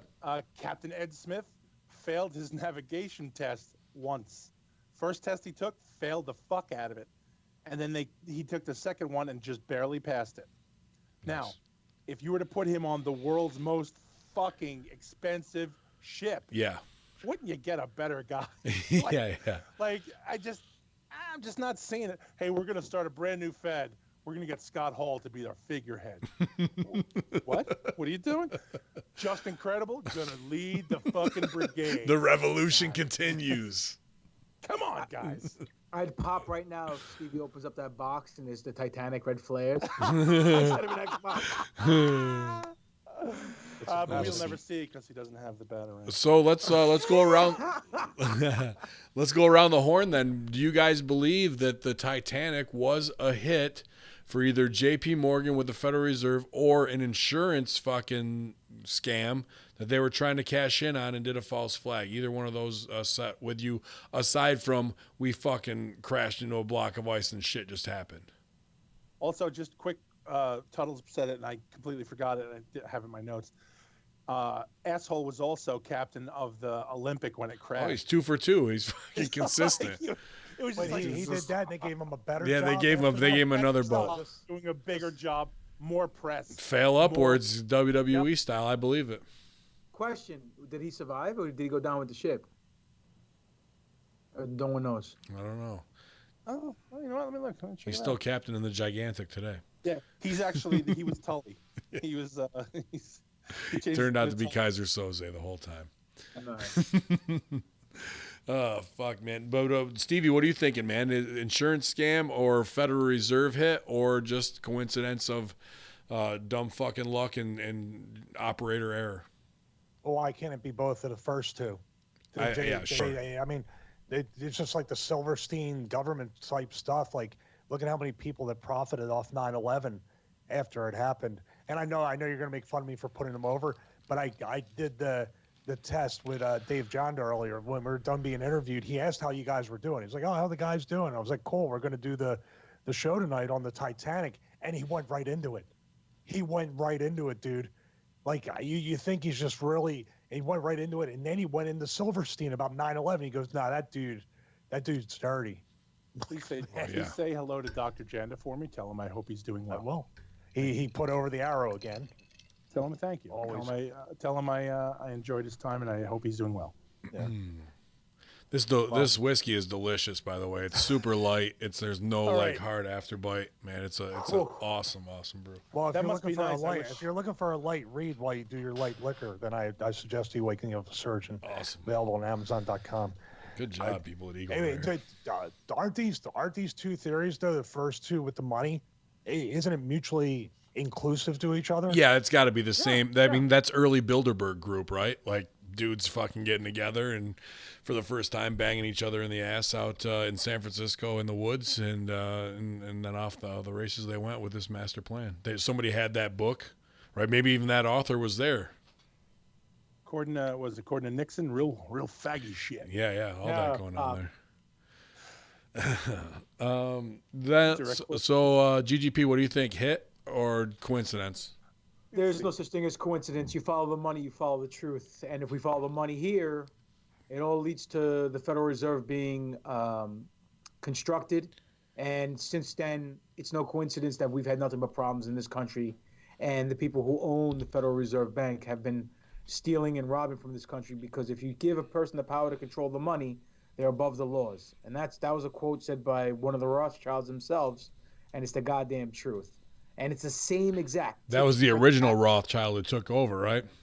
One of them, yeah. Yeah. And then for the original game plan used for this, same exact thing with 9/11, dude. Same exact thing, same game plan. It was like one of those plays from Tecmo Bowl where you run all the way to the 100-yard, right by the goal line, and you throw that 100-yard pass to Bo Jackson, and he goes, catches it and scores a touchdown, and you win the game.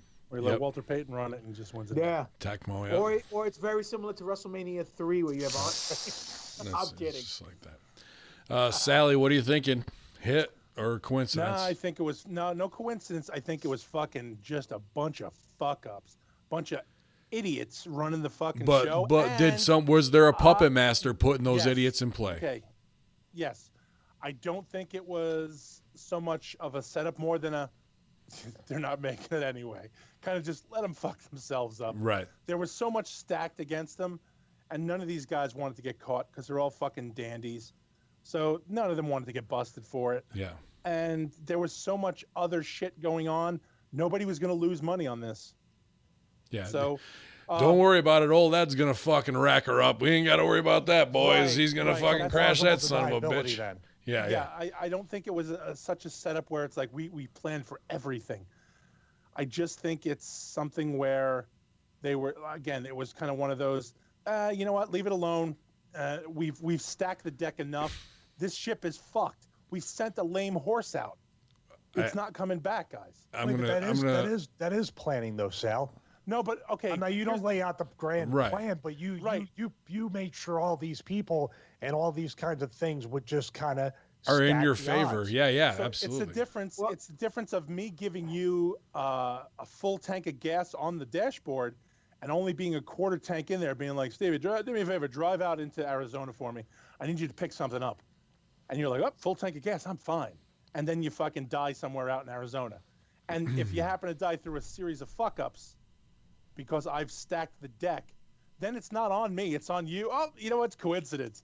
However, if I cut your brakes, and then I fucking, okay, babe, if I cut your brakes, if I did all this shit and then sent you down the hills in San Francisco, that's different.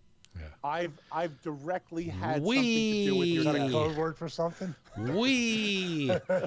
Cut my brakes and send you down San Francisco.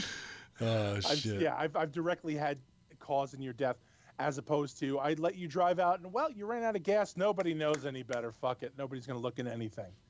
I feel like they did have something to do with it. They weren't hoping they were going to make it. To me, that's just, still attempted murder. You're just setting it out there.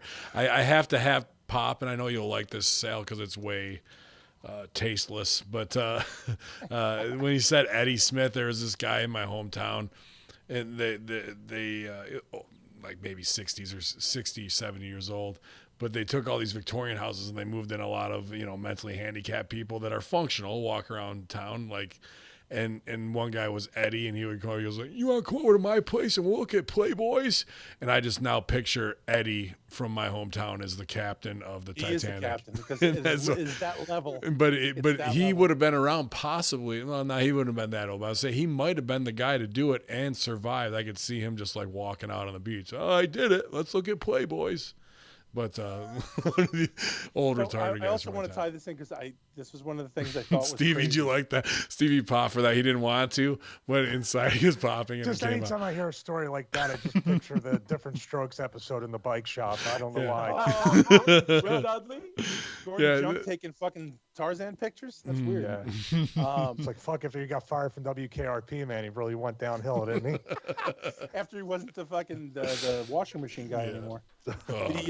So a first class ticket cost what our equivalent today would be $97,000 for a first class ticket on the Titanic. Wow, dude. Like, even think about guys like fucking Diddy, and think about all these other fucking shit rappers who I can't stand and would like to see drown in a tub. Dude, have you seen the Fire Festival thing on Netflix? It's probably the same type of fuck. So Fire Desire Fest.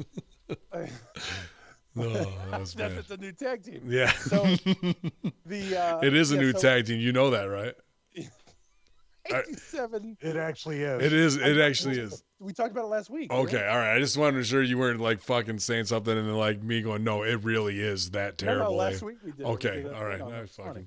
Sorry, I'm sorry for the callback. I'll never do it again. No, I lost the callback. I was like, please don't let this be a rib. And there's actually real life imitating satire right now. And then the other thing that was going on was the gash in the ship was 300 feet. That is 14 feet smaller than Nia Jax's gash. I was going to say. I actually have that. I have it in my notes right here. That is a legit note I have. That's it. That's it. Yeah, I mean, you can't deny a gash that size. I mean, there's nothing that's going to fill it. Hello, iceberg. Yeah. Look at this iceberg, no problem. Yeah. You think you're ready for Nia Iceberg? Same. Hello, iceberg. How are you? Oh no, we're going to die. Yeah, the captain was like trying to get out of the way, and Dreamer just walked by, and go, "We're all gonna die."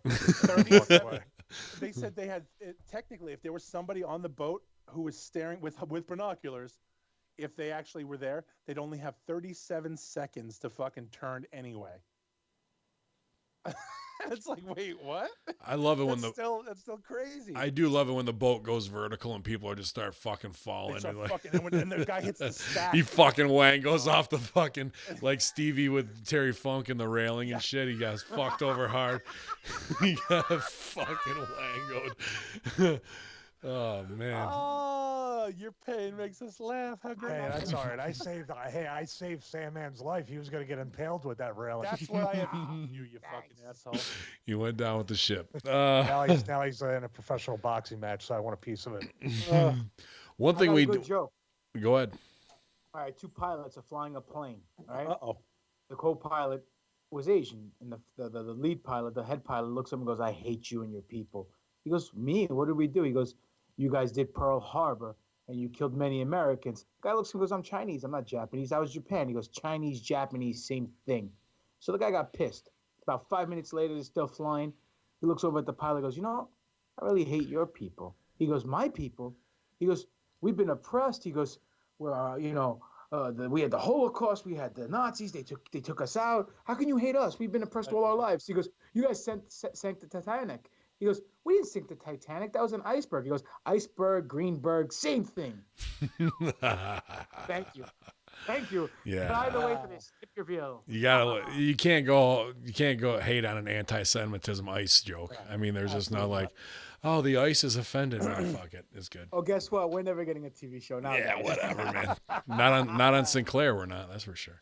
Isn't it coincidental that the guy who left, the second captain, right, the second officer, his name was Sinclair. Yeah. Is it Blair or Sinclair? Blair. Blair. Yep. Any relation to Tony Brian. Blair? He was not the humbled. Not B. Brian Blair. Should have been humbled. One thing we gotta touch on, before we wrap this part of the conversation up is Titanic itself is a Mandela effect. People, when we say what's the line? What did he say from the crow's nest in the movie? Iceberg ahead. Iceberg dead ahead, or iceberg Dead ahead. right ahead? No, it was dead ahead. And now it has changed. Iceberg right ahead. Is it? Yeah. It's no longer dead ahead. True talk. I've never watched the movie. I saw. Well, that's I your saw the homework guy- for tonight. I saw the guy hit the fucking. No, I've seen the disaster shots. Yeah. I've never watched the movie. Yeah, you can watch that guy ting off that fucking thing. You know what's the ironic thing Things about off the that fucking thing. movie? You know the ironic thing about the movie, in my opinion? You get this guy. No, you get this guy. He falls in love with this girl. They're on the most expensive ship, right? Most greatest ship ever built. You know, we have all these dignitaries, all these fancy things here and there. Where did they end up shagging? In the backseat of a car. Yeah, Just they had a saying. steam room. They had a steam room. They had a fucking newspaper on board. They were set. If they All got that, if they they're got banging one, the they back are of the one. car. You know it. Just ridiculous. Like gave her the best 30 seconds of her life, and that bitch couldn't scoot over a little bit on the door and watch this guy die. This guy, right? Yeah, dude. What Uh-oh, See? dogs of war going dogs crazy. of war going They ballistic agree. up They're there. barking. You don't hear no cats meowing. Devil creatures. All right, Very so I think we've come to a pretty good consensus that we believe there was some masterminding, whether it was shut the fuck up, pushing the odds, or actual swapping out ships. I don't think they did that, but there's something there, especially with that ship being 11 miles away, fully ready to grab everyone and prepared for it. And then the stand down order comes and they're just, oh, we thought it was this other one that was right here. Get the fuck out of here. Like, Oh, just for everybody else who is like, this isn't fucking Adam Ruins Everything. I don't give you footnotes, so go fuck yourself. and the other part of this too is I feel a lot of YouTube was scrubbed of some of this. Like it was harder to find than it was a while ago. Switching gears now to the gender neutral messaging system. If you guys are good with that, Yeah, go ahead. Yeah, absolutely. right. Can I say one thing Before we about get this? in, go ahead. Go ahead. before we get in that, but read that story popping on about Conseco, and then we'll tell the Oh, story. Yeah, before yeah, we Fuck get to that. Conseco. yeah. Conseco can eat my fucking So- balls. Jose Canseco, a.k.a. the Henry Hill snitch of the Major League Baseball, Fucking lick my dick. decided to come out on Twitter and say, oh, I have information that can change, perspectives about things, about aliens and this and that and the other. So we offer him an invitation to come on our platform to express the truth to the masses and do what he was doing on Twitter. Well, this fucking cunty McGee motherfucker has his fucking good cop, bad rock cop routine with his freaking agency, whatever they're called, Morgan Entertainment or whatever they are, want us to pay him to come on our show. Fuck Meanwhile, this motherfucker made more money than God and blew it all up his nose and up his ass. And now, if you want to go hunting with Bigfoot, you can go hunting for Bigfoot with Jose Canseco, and it only costs you $5,000. Fuck that dollars. cunt. Now, here's the case in point that I wanted to bring up, and the four of us over here will obviously agree. You can't work a worker. If you want to present the truth to individuals to make the world a better place, because you are privy to some information that we don't have access to, guess what? You don't ask for money, because then you're in the same boat like that asshole Corey Haim, who can prevent kids from getting raped. I wish he was and in getting Corey punched. Haim's shoes, but Corey Feldman. Go ahead. I'm If sorry, you call Corey I'm Haim, sorry. you're going to get a fucking busy signal. 'cause You're right. Nobody's answering that phone. All right, so the only guy who reached out and touched Corey Haim is Charlie Sheen, but I digress. Yeah. So, Corey, you're in the same boat as John Corey. Edwards. You're in the same boat as Corey Feldman, who can prevent other kids from getting molested and abused and raped or whatever, but decides to hold out for a payday of $12 million because he wants to make a movie. Well, you know what? People like you and Jose Canseco can go fucking take a swim in the ocean with some cement shoes or take a long walk off a short pier because you're not doing the right thing. You're not doing the Lord's work. You're not doing scientific work for the Did he say that? atheists. Did he say the Lord's work? Yeah. I just said it. Lord I of thought the he- I Lord thought of the that's Manor. what Lord of the it Manor said. is what he means. Lord of the Yeah. Vale. How about this? I saw him. He posted his fucking pictures. Him fucking boxing. I'll take your first 2 punches, you cunt, and then you got nothing. I'll go after you. I'd shoot fight him. Let's go. I will shoot fight the fuck out of Jose Twice on Canseco. Sunday. I'm not trying to start a pot here, but Canseco lives in Vegas, and your favorite show's coming up in Vegas in May. Yeah. Okay, That's it. so all you fuckers out there want to see Papadon versus Jose Canseco at AEW at fucking Double or Nothing, get it booked. I'll Don't you shoot have to Yeah, get well. by the amateur wrestler with the John Cena chain, whoever that guy is? Blake Troop? Yeah, Fucking True. true. I'd fight him in an MMA. I'd fight him in the cage. I got no fucking. You can't hold me down, brother. I'm like you. I'm timeless. Like Chris Ford, like Crowbar. We're all timeless in this ring. And you know what? I could put it in the broke as cage. I am, I will fucking fight Jose Canseco in a fucking cage. I'll let him punch me twice first. I'll let him get the first 2 on me, and it's done. We will go. We will go. If he wants to go, if that's what we, how about this? Let's book that. We'll get him on the show if I beat him. That's all. I think that's That's it. fair. That's all fair. It's fair. And he gets first 2 shots free. I'll put my hands down and let him hit me twice. We'll call it a day after that. I was just gonna PayPal him an 8-ball I of put it coke out and to the hopefully- world. I am doing it. Canseco, wait, ready? Canseco, you fucking cunt. Come at me. I did it. There it is, you guys. I can't ask you to clip out anything more than that and send that to Jose Canseco and his Representative Morgan. Jose Canseco, send it to Morgan Management. Yeah. Stevie, what's the number? Well, it's in the chat room for Yeah. anybody out there. Come on, you So, pussy. Morgan Send the number Management. out. Come on, bitch. Send it out. I will take your first 2 punches.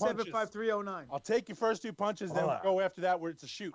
I mean, they put the number up there on the Twitter feed, and it's in his profile. It's so in it his says, profile. Contact Morgan Management at enough.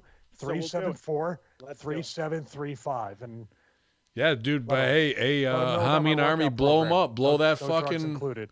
blow that number up. I Let have them know to you kill want them on the quick or I'll Horsemen. blow up because I have no, You know I have what? no cardio. No. We'll do this. Sally and Papadon, Team Rosedale versus Canseco and his twin brother, who tried to be a pro wrestler. He tried to scam the fuck. people by bringing his twin brother to the event and him saying, book it. We'll I fuck like them it. both up. And me and Stevie will do commentary on his Roadcaster and drink whiskey, and it'll be an awesome time. Yeah, and it'll be. While you guys Stevie work. has to We're going to drink put whiskey, though. 200% into it with the echo. Stevie has to drink whiskey, though. Deal. Do it. Yeah, this is easy whiskey. It's not. If you whip- have to tell me to watch any more wrestling, yes, I will drink whiskey. Dude, that's I'm why I was getting like to that past the point. gimmicks, man. I was Not like, wrestling. fuck. It's MMA. Steve. You guys It's are MMA. gonna- It's all legit. Greeks invented MMA, my friend. It's called pancreation. We'll kick the shit out of him. What Just for you. what drove you to be addicted to OxyContin? Well, I was watching Raw and SmackDown every week, and I just fucking. Oh, well, here's money. couldn't- I couldn't understand. take it. Could we film a vignette when Stevie's sitting in bed watching like fucking Raw SmackDown with like fucking junk food all around him, like the guy from Dodgeball, and look up and go, fucking this. Just eat the Eating a, fucking eating, down a ice. dipping, Yeah. eating a dipping donut, like has a whole case dipping donut in front of it. Shout out to Billy Ray Valentine from Infinite Fringe in the chat room right now. I heard some awesome shows this week. I got to catch up on tomorrow on Infinite Fringe, kind of dispelling ancient alien theory. So I'm actually looking forward to that. And I might have to put a shout out here for next week because Hacker Hameen may be MIA for the first time from the Horsemen next week. I got tickets to a show with the lady. Well, not show, Syracuse versus Louisville. So we can either pre-tape on Tuesday night, or I was thinking of having Billy Ray do a run-in, or one of you guys can host if you want You're gonna watch Jose in the Technicolor Dreamcoat? Is that what you're actually watching? No, it's Louisville versus Cuse in the Loud House. No. Tell the truth. Okay, it's Louisville versus Cuse. Was it Cats on Ice? Was it a basketball game for Yeah. fucking basketball? 33,000, yeah, man. Well, I got tickets from 33, really? You Mason For motherfucker? fucking basketball. yeah, dudes. We had. Who the fuck watches? Don't you want to see Louisville be destroyed at all costs, Al? You of everybody, you should understand. So maybe we'll either go on Tuesday night or have Billy Ray sub Why in don't we for have Hacker. Ray and do it on Tuesday night? Well, he's not that over. We're not going to shift schedules and have him. Fuck that. All right, back to the gender neutral messaging system from George Harold. Says Satan's on my doorstep. This could go horribly wrong. Me trying to attach pictures to emails. Hopefully this works. I only got internet back in the day for gaming. If it didn't, I'll have my kids do it for me. Just let me know. So I think I know where the demographic is here. If it worked, read the letter. Please don't read my daughter's name, which means you probably will. But anyway, her middle name is not blank. That's the male name she wants everyone to call her. I refused because I'm a white straight male, and that's what's wrong with the world. So on Friday, the 1st of February was my birthday. I got the pay-per-view Rough and Rowdy 7. It's an amateur tough man competition, 3 1-minute round fights, horrible promos. It's like ECW of tough man competitions. Wow. I know. I was drinking, so it may have been horrible to tell you the truth. I had the best time ever. $20 for 4 hours, 30 fights. Stick with me. I have a point. I think Stevie should fight in R&R 8. He's older than me, and he's in awesome shape. These guys were getting winded after one round. It could be part of SRFFFFFFF advertising campaign. Then run-up promos would be awesome. All 4 of you together. Anyway, at least check it out if you get the chance. I came across it on accident, and I'm way more satisfied than I was with Royal Rumble. Next time, I'll email some odd shit and coincidence, but most of my info can get long-winded. Here's the quick one. The mother of my first son is a woman from Rhode Island who is RH negative. The mother of my next 3 from Waterloo, New York, is RH negative. I found out a few months ago that my mom is RH negative. Just a bit weird. CERN has nothing to do with the Mandela effect. It's D-Wave all the way. If it can hack into different dimensions, it knows exactly how the programming of this reality works. If you know something, how something works, you can change it.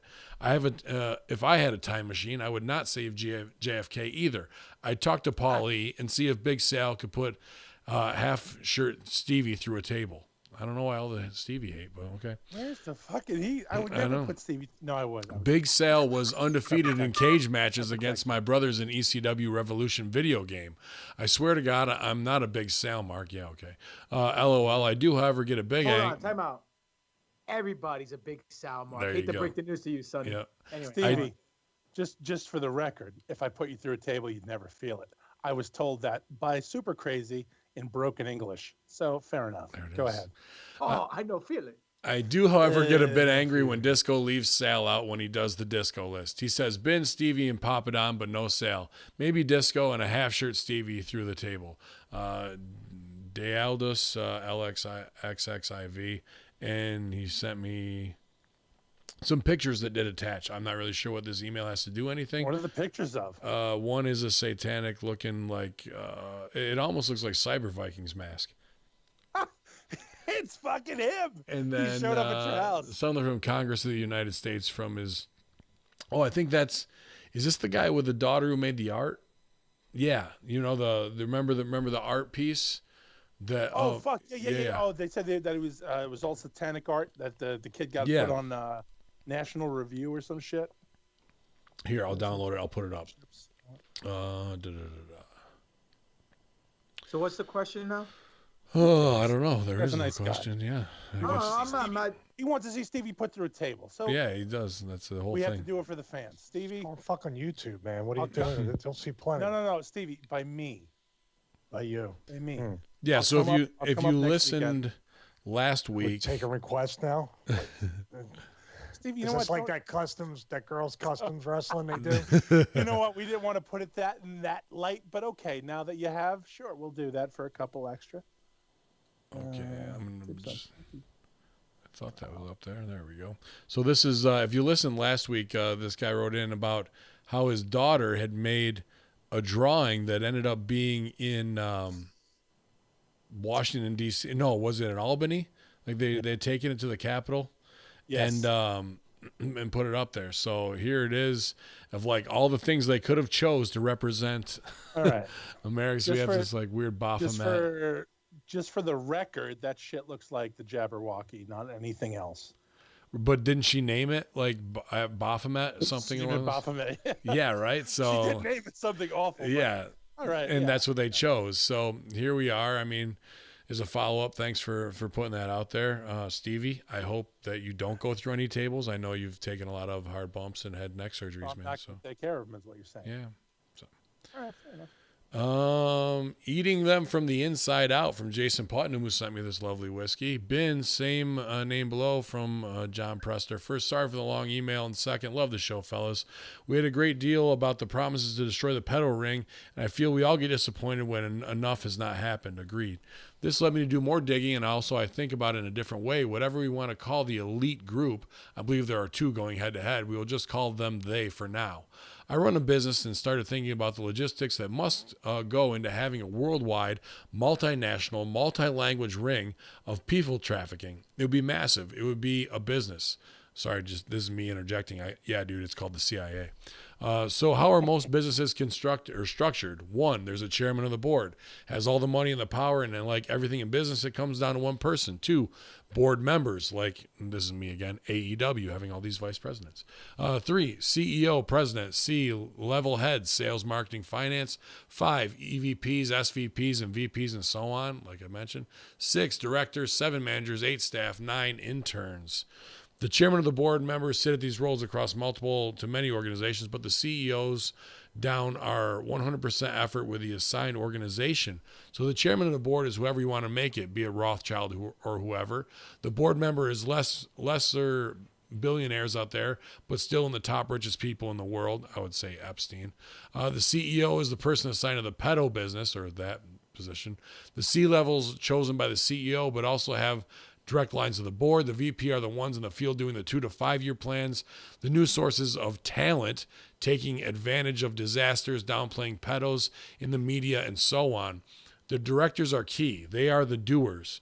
From here on down is where seeing them being taken out, many of which fall into departments that would be resembling roles in typical companies. Harvey Weinstein, director of marketing propaganda. Jacob Schwartz and Ralph Shorty would be the directors of legal and logistics. Epstein, director of recruitment. There are very many of these types of people being taken down. The best way to crush this business is to take out the director level folks and the managers. They know how to do the job in the wild and have also have the most loose based on the least protection, so they'll flip easier. I do believe this is happening as we speak. It would be very difficult to take out the heads of the snake in the way that we'd all like to. The board members are calling the shots, but have the power across multiple organizations and companies. If you pull the thread, you start to jeopardize the operation falling apart. In addition, the easiest way to get things done in business is via leverage. This is 100% driven by greed or gain or fear of losses.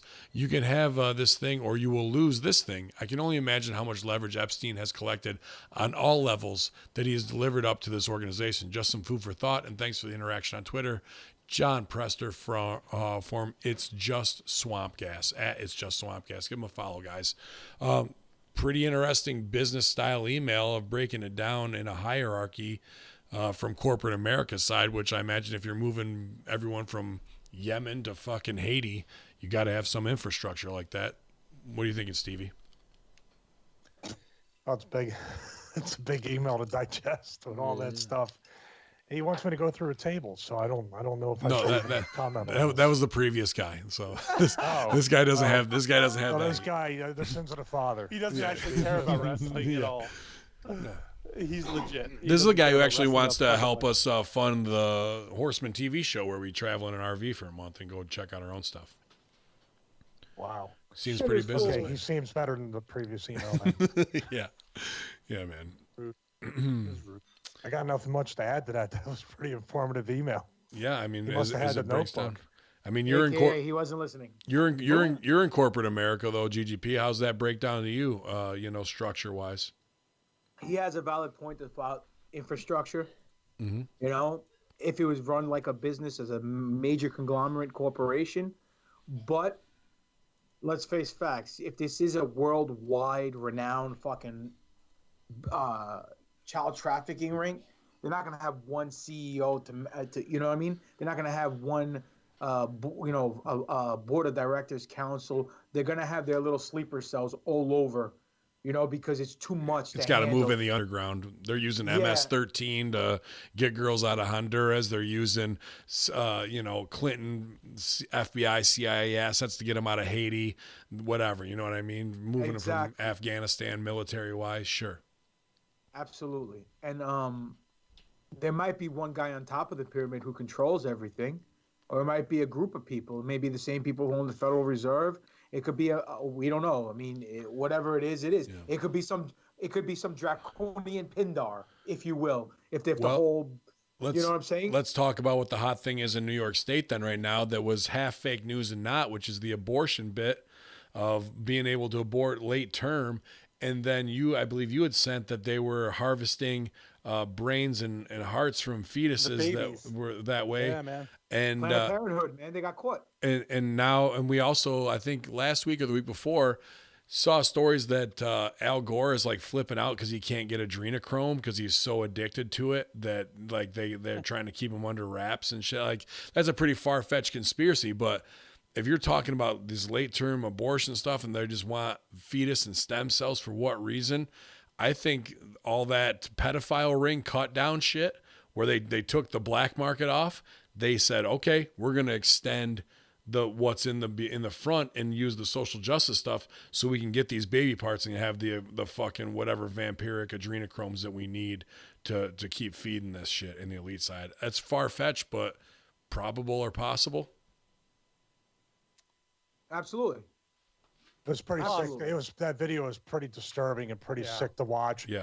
That they were treating it a certain way, and then that former technician, if it's true, once again, to talk about how people were saying, "Oh, look, cool," and they touch the heart and it starts beating, like they thought that was neat, like a fucking science experiment or something.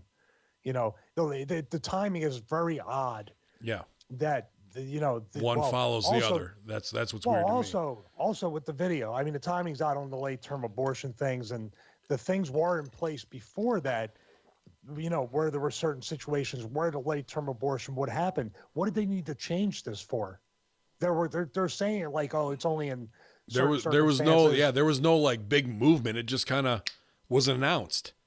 Well, what I mean is like if the bill, which the law already had, like if the fetus is dead or if there's certain danger to the mother, all these other things been in place for decades. Right. What did they need to change to make this come to the forefront again and talk about this in the way they're talking about it? And then, maybe whoever held this video, if it's true, may have held on to it till now. Well, you're a piece of shit too, because that should have came out the second you learned that Planned Parenthood or whatever was doing this. Well, time out. Let me just put this out too, and we've all been privy to we have what Hillary had on her laptop, that video, how that got fucking dragged out, and the simple fact is, if I post it, I am as illegal as she is. So now you've automatically been busted because you're going to post that. So there is a barrier from the people who want to get this out. Because Stevie, here's the deal: if somebody sent you a VHS tape of Hillary Clinton with a fucking dildo skull fucking a baby, you can't put that on the internet. As Stevie, BWO Stevie, you can't do it. It's illegal. You would go to jail before she did. Isn't that amazing? Yeah, right. The actual act is illegal, but I'm actually the one in trouble for it's WikiLeaks. Yes. But it's not the fact that the information is true. It's the fact that you leaked it. You stooged it. So you're the real criminal. You're the guy who posted the baby being mouth-fucked by Hillary's giant black dildo on the air. You put that on there, so you're the criminal. So now you're fucked. Like, how do you expose that? Well, my nudes were shared because they were hacked from my phone. I'm the victim. Right. Exactly. I'm the victim. It's all Fuck been set up. Here. Those have been all the safety set up by all those motherfuckers, because now there's the problem. You can't be the whistleblower anymore. Well, let's do a little Cosby math here. If we look over the last year or two, what's been coming to the forefront, we have TED Talks coming out saying that pedophilia and the people who are pedophilia kid touchers are the victims, because they need to be accepted in society because they're just like homosexuals or transgender people, and we have to adhere because it's not right to outcast them. Right. Then we have places all over the world where they're serving human meat in restaurants, right? And then you have Abramovich doing the spirit cooking Ugh. thing, right? And saying it's art. It's then you normalization. have- They're slowly normalizing. Exactly. And now they're having this scenario in New York where you can abort a kid up to the day before it's born and it's okay. But God forbid a drunk driver or some kind of accident happens where someone is pregnant, dies, it's considered a double homicide. How is that? How is wait. that the same thing? You want to get What if real she was fucked up? driving- She was driving to the abortion clinic and got killed. Double homicide or no? Yeah, by Not law anymore. standards, yes. Right. Or how about the fact that they're going to try and normalize this? The next Abramovich, whoever the dumb cunt is who wants to be the next Lady Gaga of the art world, is going to fucking get pregnant and have a late term abortion and then cannibalize her own fucking fetus and eat it. You know that's fucking coming. In the but it chain of hasn't events of happened the already. fucked up dominoes at the end of that fucking chain, but it'll become an art. Already? No, but it'll become an art project, like in New York City, and that'll be the normalization of it. Look at the statement she's making, or some dumb fucking bitch who needs. Yeah, but look what happened with this little drag kid who decided to dance in front of fucking guys in a gay club, and they're throwing money at him. Yeah, and then he's taking pictures with a guy who's naked right next to him. Right. How the fuck is that not considered a crime? Everybody in there should be fucking charged. Right. So they throw it down as art. But do you remember fucking Howard the Duck and Bueller, Jeffrey Jones? Jeffrey Jones got arrested for art having cherubs, which are little boys with wings and their dicks out. He got arrested for that. It was around the same time Pee Wee Herman just got his shit all cleared up. And I remember That's this why he back in got the day. called as a pedophile because of that? Yeah, dude. He had artwork in his house of cherubs, like little angel boys with their dicks out. Then what do And they were you like call the Podesta brothers? I mean, pedophile cunts, and I would Yeah. fucking victims. That's what I Yeah, call them. that's Well, what- possibly What murderers about- too. If that story over in, I believe it was Madeline Kane. England. right. Yeah. Italy. Yeah. I got to switch gears. I'm too hot right now. Social media crackdown on hate speech from Adam R. Oh, that'll cheer you up. Yeah. Yeah, right. The shaming That's a movement true seems lighter ever topic. growing, putting historical media posts on guilting people years later, even in cases where no actual crime was committed and societal norms have been changed. With our current state of escalating societal sensitivity, how far do the Horsemen feel we are from something like Orwell's 1984 thought crimes, especially if AI is deployed to hunt this stuff out? Keep shining the light, Dr. R. Thanks, Doc. Yeah, man, we're there. I mean, I saw the story today. Why are smart TVs so cheap? It's because they're spying on you. They want them in every home. They're taking a loss on the actual cost of the technology as it's come down, just so they can have more control. We've talked about the chip that's 2028 when they get rid of all cash currency and everything is digital. Go ahead, GGP. I see it. Do you think it's coincidental that everything you buy, this Ring doorbell or any other electronics, you get a free Echo, Amazon Echo with it? Right. They want it in your home because they want to listen to you. And that's the bottom line. And when it's off, they're still recording your conversation. And Xbox they too, listen- right? Xbox turn on, Stevie. They're listening. They're listening to us through these. I mean, it's been proven. The NSA. It's been predictive programming through The Simpsons. It's been proven through WikiLeaks documentation on the internet that Vault 7 and all this stuff is true. Yet nothing's being done. And Obama was was for it, and Trump is just as guilty for not stopping it. And the fact that under Obama's watch they proposed a law to fight international propaganda by making propaganda here in the United States legal, and that was the reasoning, is utter bullshit as well. So we are definitely in 1984 George Orwellian state right now, and I've never even read the book, but just going off of what you've been telling me, Ben, dude, it's fucking tit for tat the same exact fucking thing. It's almost beyond it now, GGP, because he wrote that 1946, 47, and it is a tale of what the future dystopia could be, and how we switch alliances and brainwash people MK Ultra wise to be able to hold two different thoughts in your head. And once you can do that to a society, that's why they say ignorance is strength, freedom is slavery. and what is the other one? Knowledge is ignorance. That once you can hold those two diametrically opposing thoughts in your head, you have total control over a populace. And how many of those thoughts do we have in our head now? Absolutely. When it comes to taking a knee for Colin Kaepernick, that's exactly twisting people's mind, from patriotism to racism to civil rights to a Black History Month. Like, once you got people broke that way, you can control them super easily. Listen. And then the other part is the Ministry of Information and Disinformation. His job is to go and rewrite the news and destroy all the old newspaper articles. They literally incinerate them because there was no internet. And then they rewrite and put it there. So when someone checks the archives, the history has changed. And if that's not what the fuck is going on with YouTube right now, it's verbatim right out of there, dude.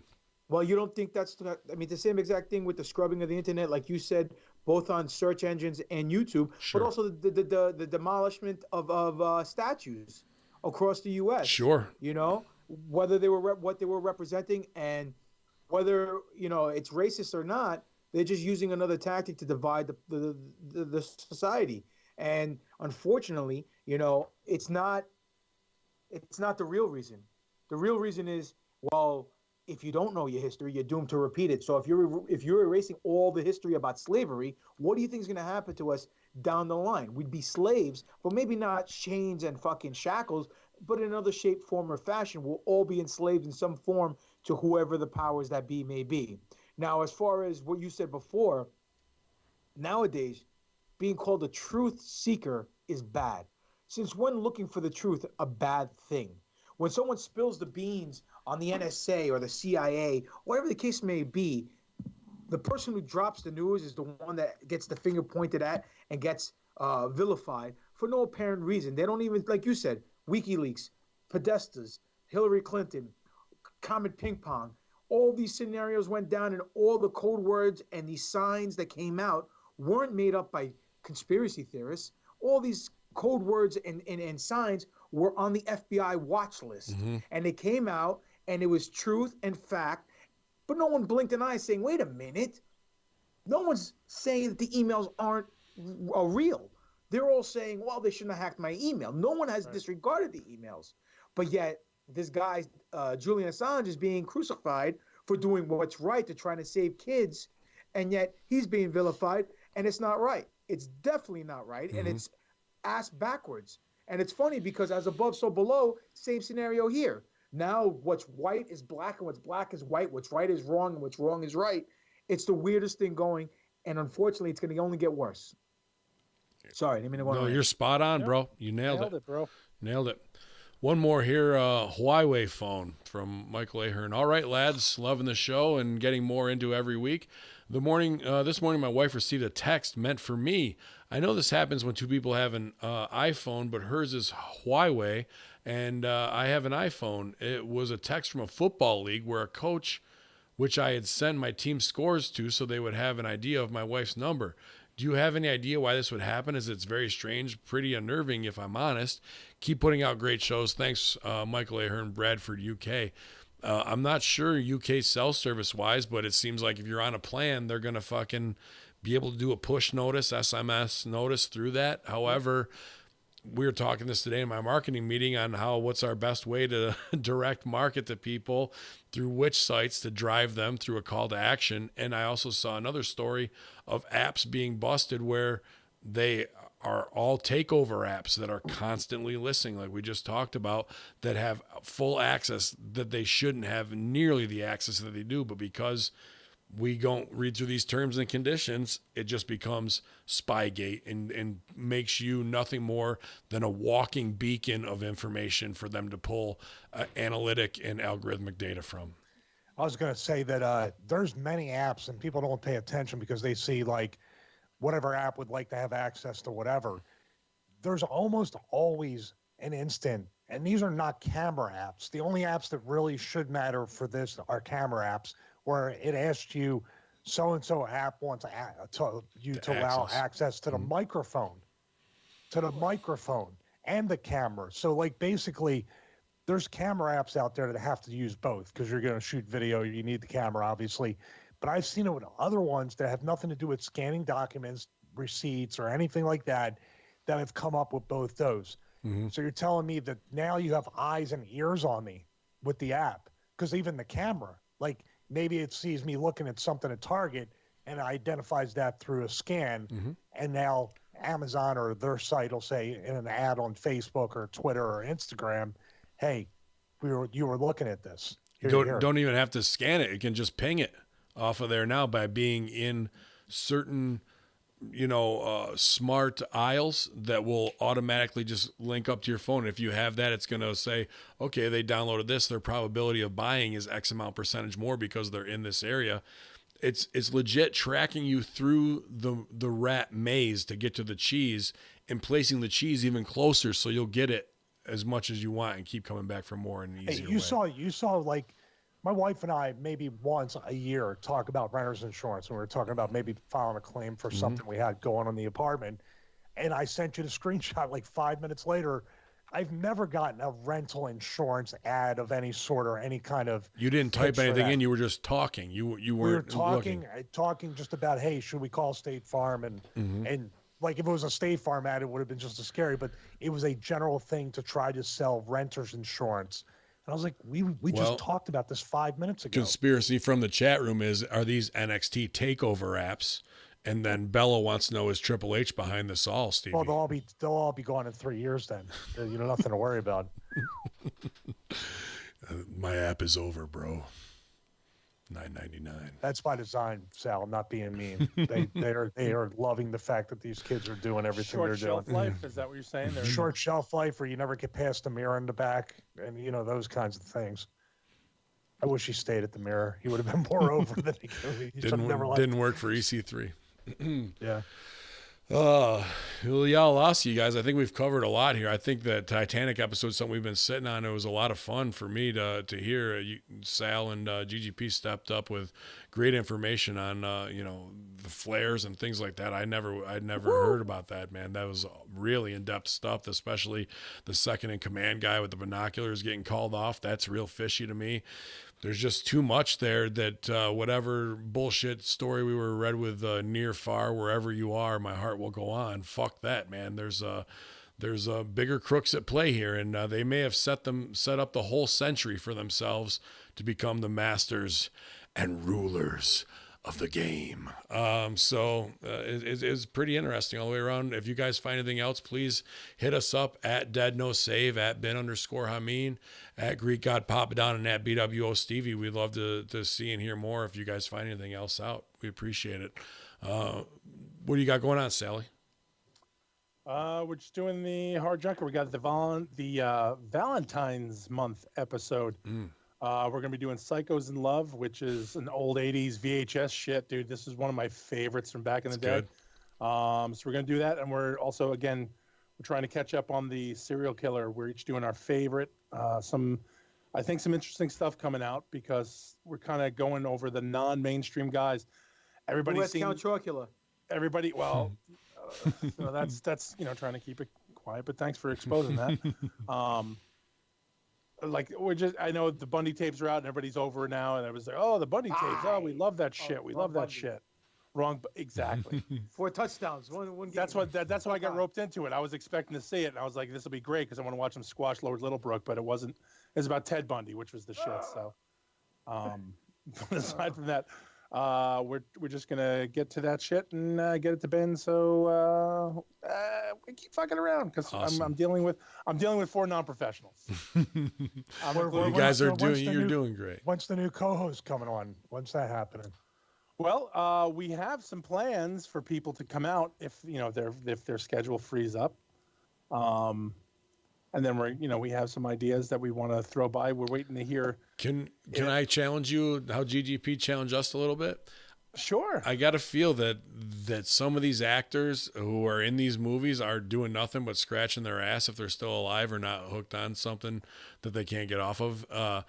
Maybe try and reach out. I think it'd be funny to what was the experience? You know what I mean? To talk to here's a story. I've reached out.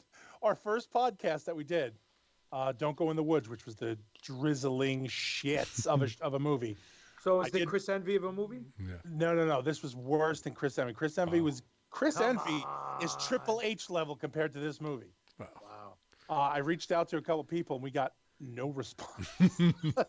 They don't want to admit that they were in it. Maybe they're too embarrassed. So Maybe yeah, they but think it's a rib. But like I said, we're hoping to get a couple people on that we'd like to get, people we really love, who we think would add so much to the show. But we are waiting for schedules to clear up, and then we'll. So see what basically, you're happens. saving Stevie's holding out for more money. I haven't said anything of the sort. And He you wants can $5,000 to go hunt Bigfoot. you can go to prowrestlingtees.com/SEG shirts. That's Sally Graziano SEG shirts, and check out the brand new Conspiracy Horseman shirt you guys designed by Sal. If you're a fan of his artwork, very cool Blucifer with kind of some I almost want to say Kaz Hayashi tattoos on him. Oh, man. Very nice. Also, Indeed. I'm going to be putting one out from Scott, our Moser. Garbage X in here. Garbage Edge X. Greg Moser. Greg Moser. Is it Greg? It might be Greg Scott. It Who might the be fuck is both. Scott Moser. It might be both actually. Scott I think it's Moser's Greg with Kevin Scott. Smith, dude. That's who it is. Yeah, I was like, I know because I just call him Mose in the room, but fuck. Okay, anyway. He did Is it some a amazing flaming artwork Mose? for the Horror Junkyard. So I want to get that up and I want to put that on the shirt because it's fucking awesome. Cool. So hopefully you guys will see that soon too. Awesome, guys. Check it out. Stevie, what's going on with you, man? How was your weekend? You got to defend any titles this weekend? No, I actually am wrestling Saturday. Thank you for reminding me. I'll be in Clarksville, Georgia. I'll be there with Raven, and I'm going to tell everybody in the locker room that he thinks the world is flat, so that way they can all ask him questions. I already put that on Twitter, and he knows so. Get it on video, will you? Yeah, I'll be there with Swinger too. I actually be wrestling Swinger, which he's already told me he's not taking any bumps, so it should be really fun. He's willing to work. He's willing to work really hard. It already sounds motivating to be there, but it'll be good to be able to come back. Outside of that, I mean, really on the fitness front is way more exciting. I did the interview with Dr. Dave Janda this morning. That'll air on his Operation Freedom YouTube channel on Saturday morning. We'll have it up on my YouTube channel after that. And I really am going to do a lot more stuff out there with the desk and the audio and stuff like that and start trying to do different content for the YouTube channel. I think it'll be pretty exciting. And I think your boy Armand actually invested in the program, Sal. I got a sale from Armand during the show. I think that's Kid the Onion, same or Armand. are we talking about the jerk off in the room? The jerk off in the room. The really motivated jerk off that wants to get healthy. Just had a kid. So thanks for listening. Kid Onion reference, dude. Oh shit, that's old school fucking inside baseball. Wow. That's for you. Is the buddy. John Finnegan in the chat room referee John Finnegan? I told him earlier. I said I hope you're the real John Finnegan, but he's not. He's gonna not. Because John Finnegan wouldn't put any of us over. I was gonna say he wouldn't be thanking people and putting people over. He would bury me in a heartbeat. I think Finnegan would not put any of us over. But I do love John Finnegan. He's one of the greatest referees I ever worked with. I love John Finnegan. Right on.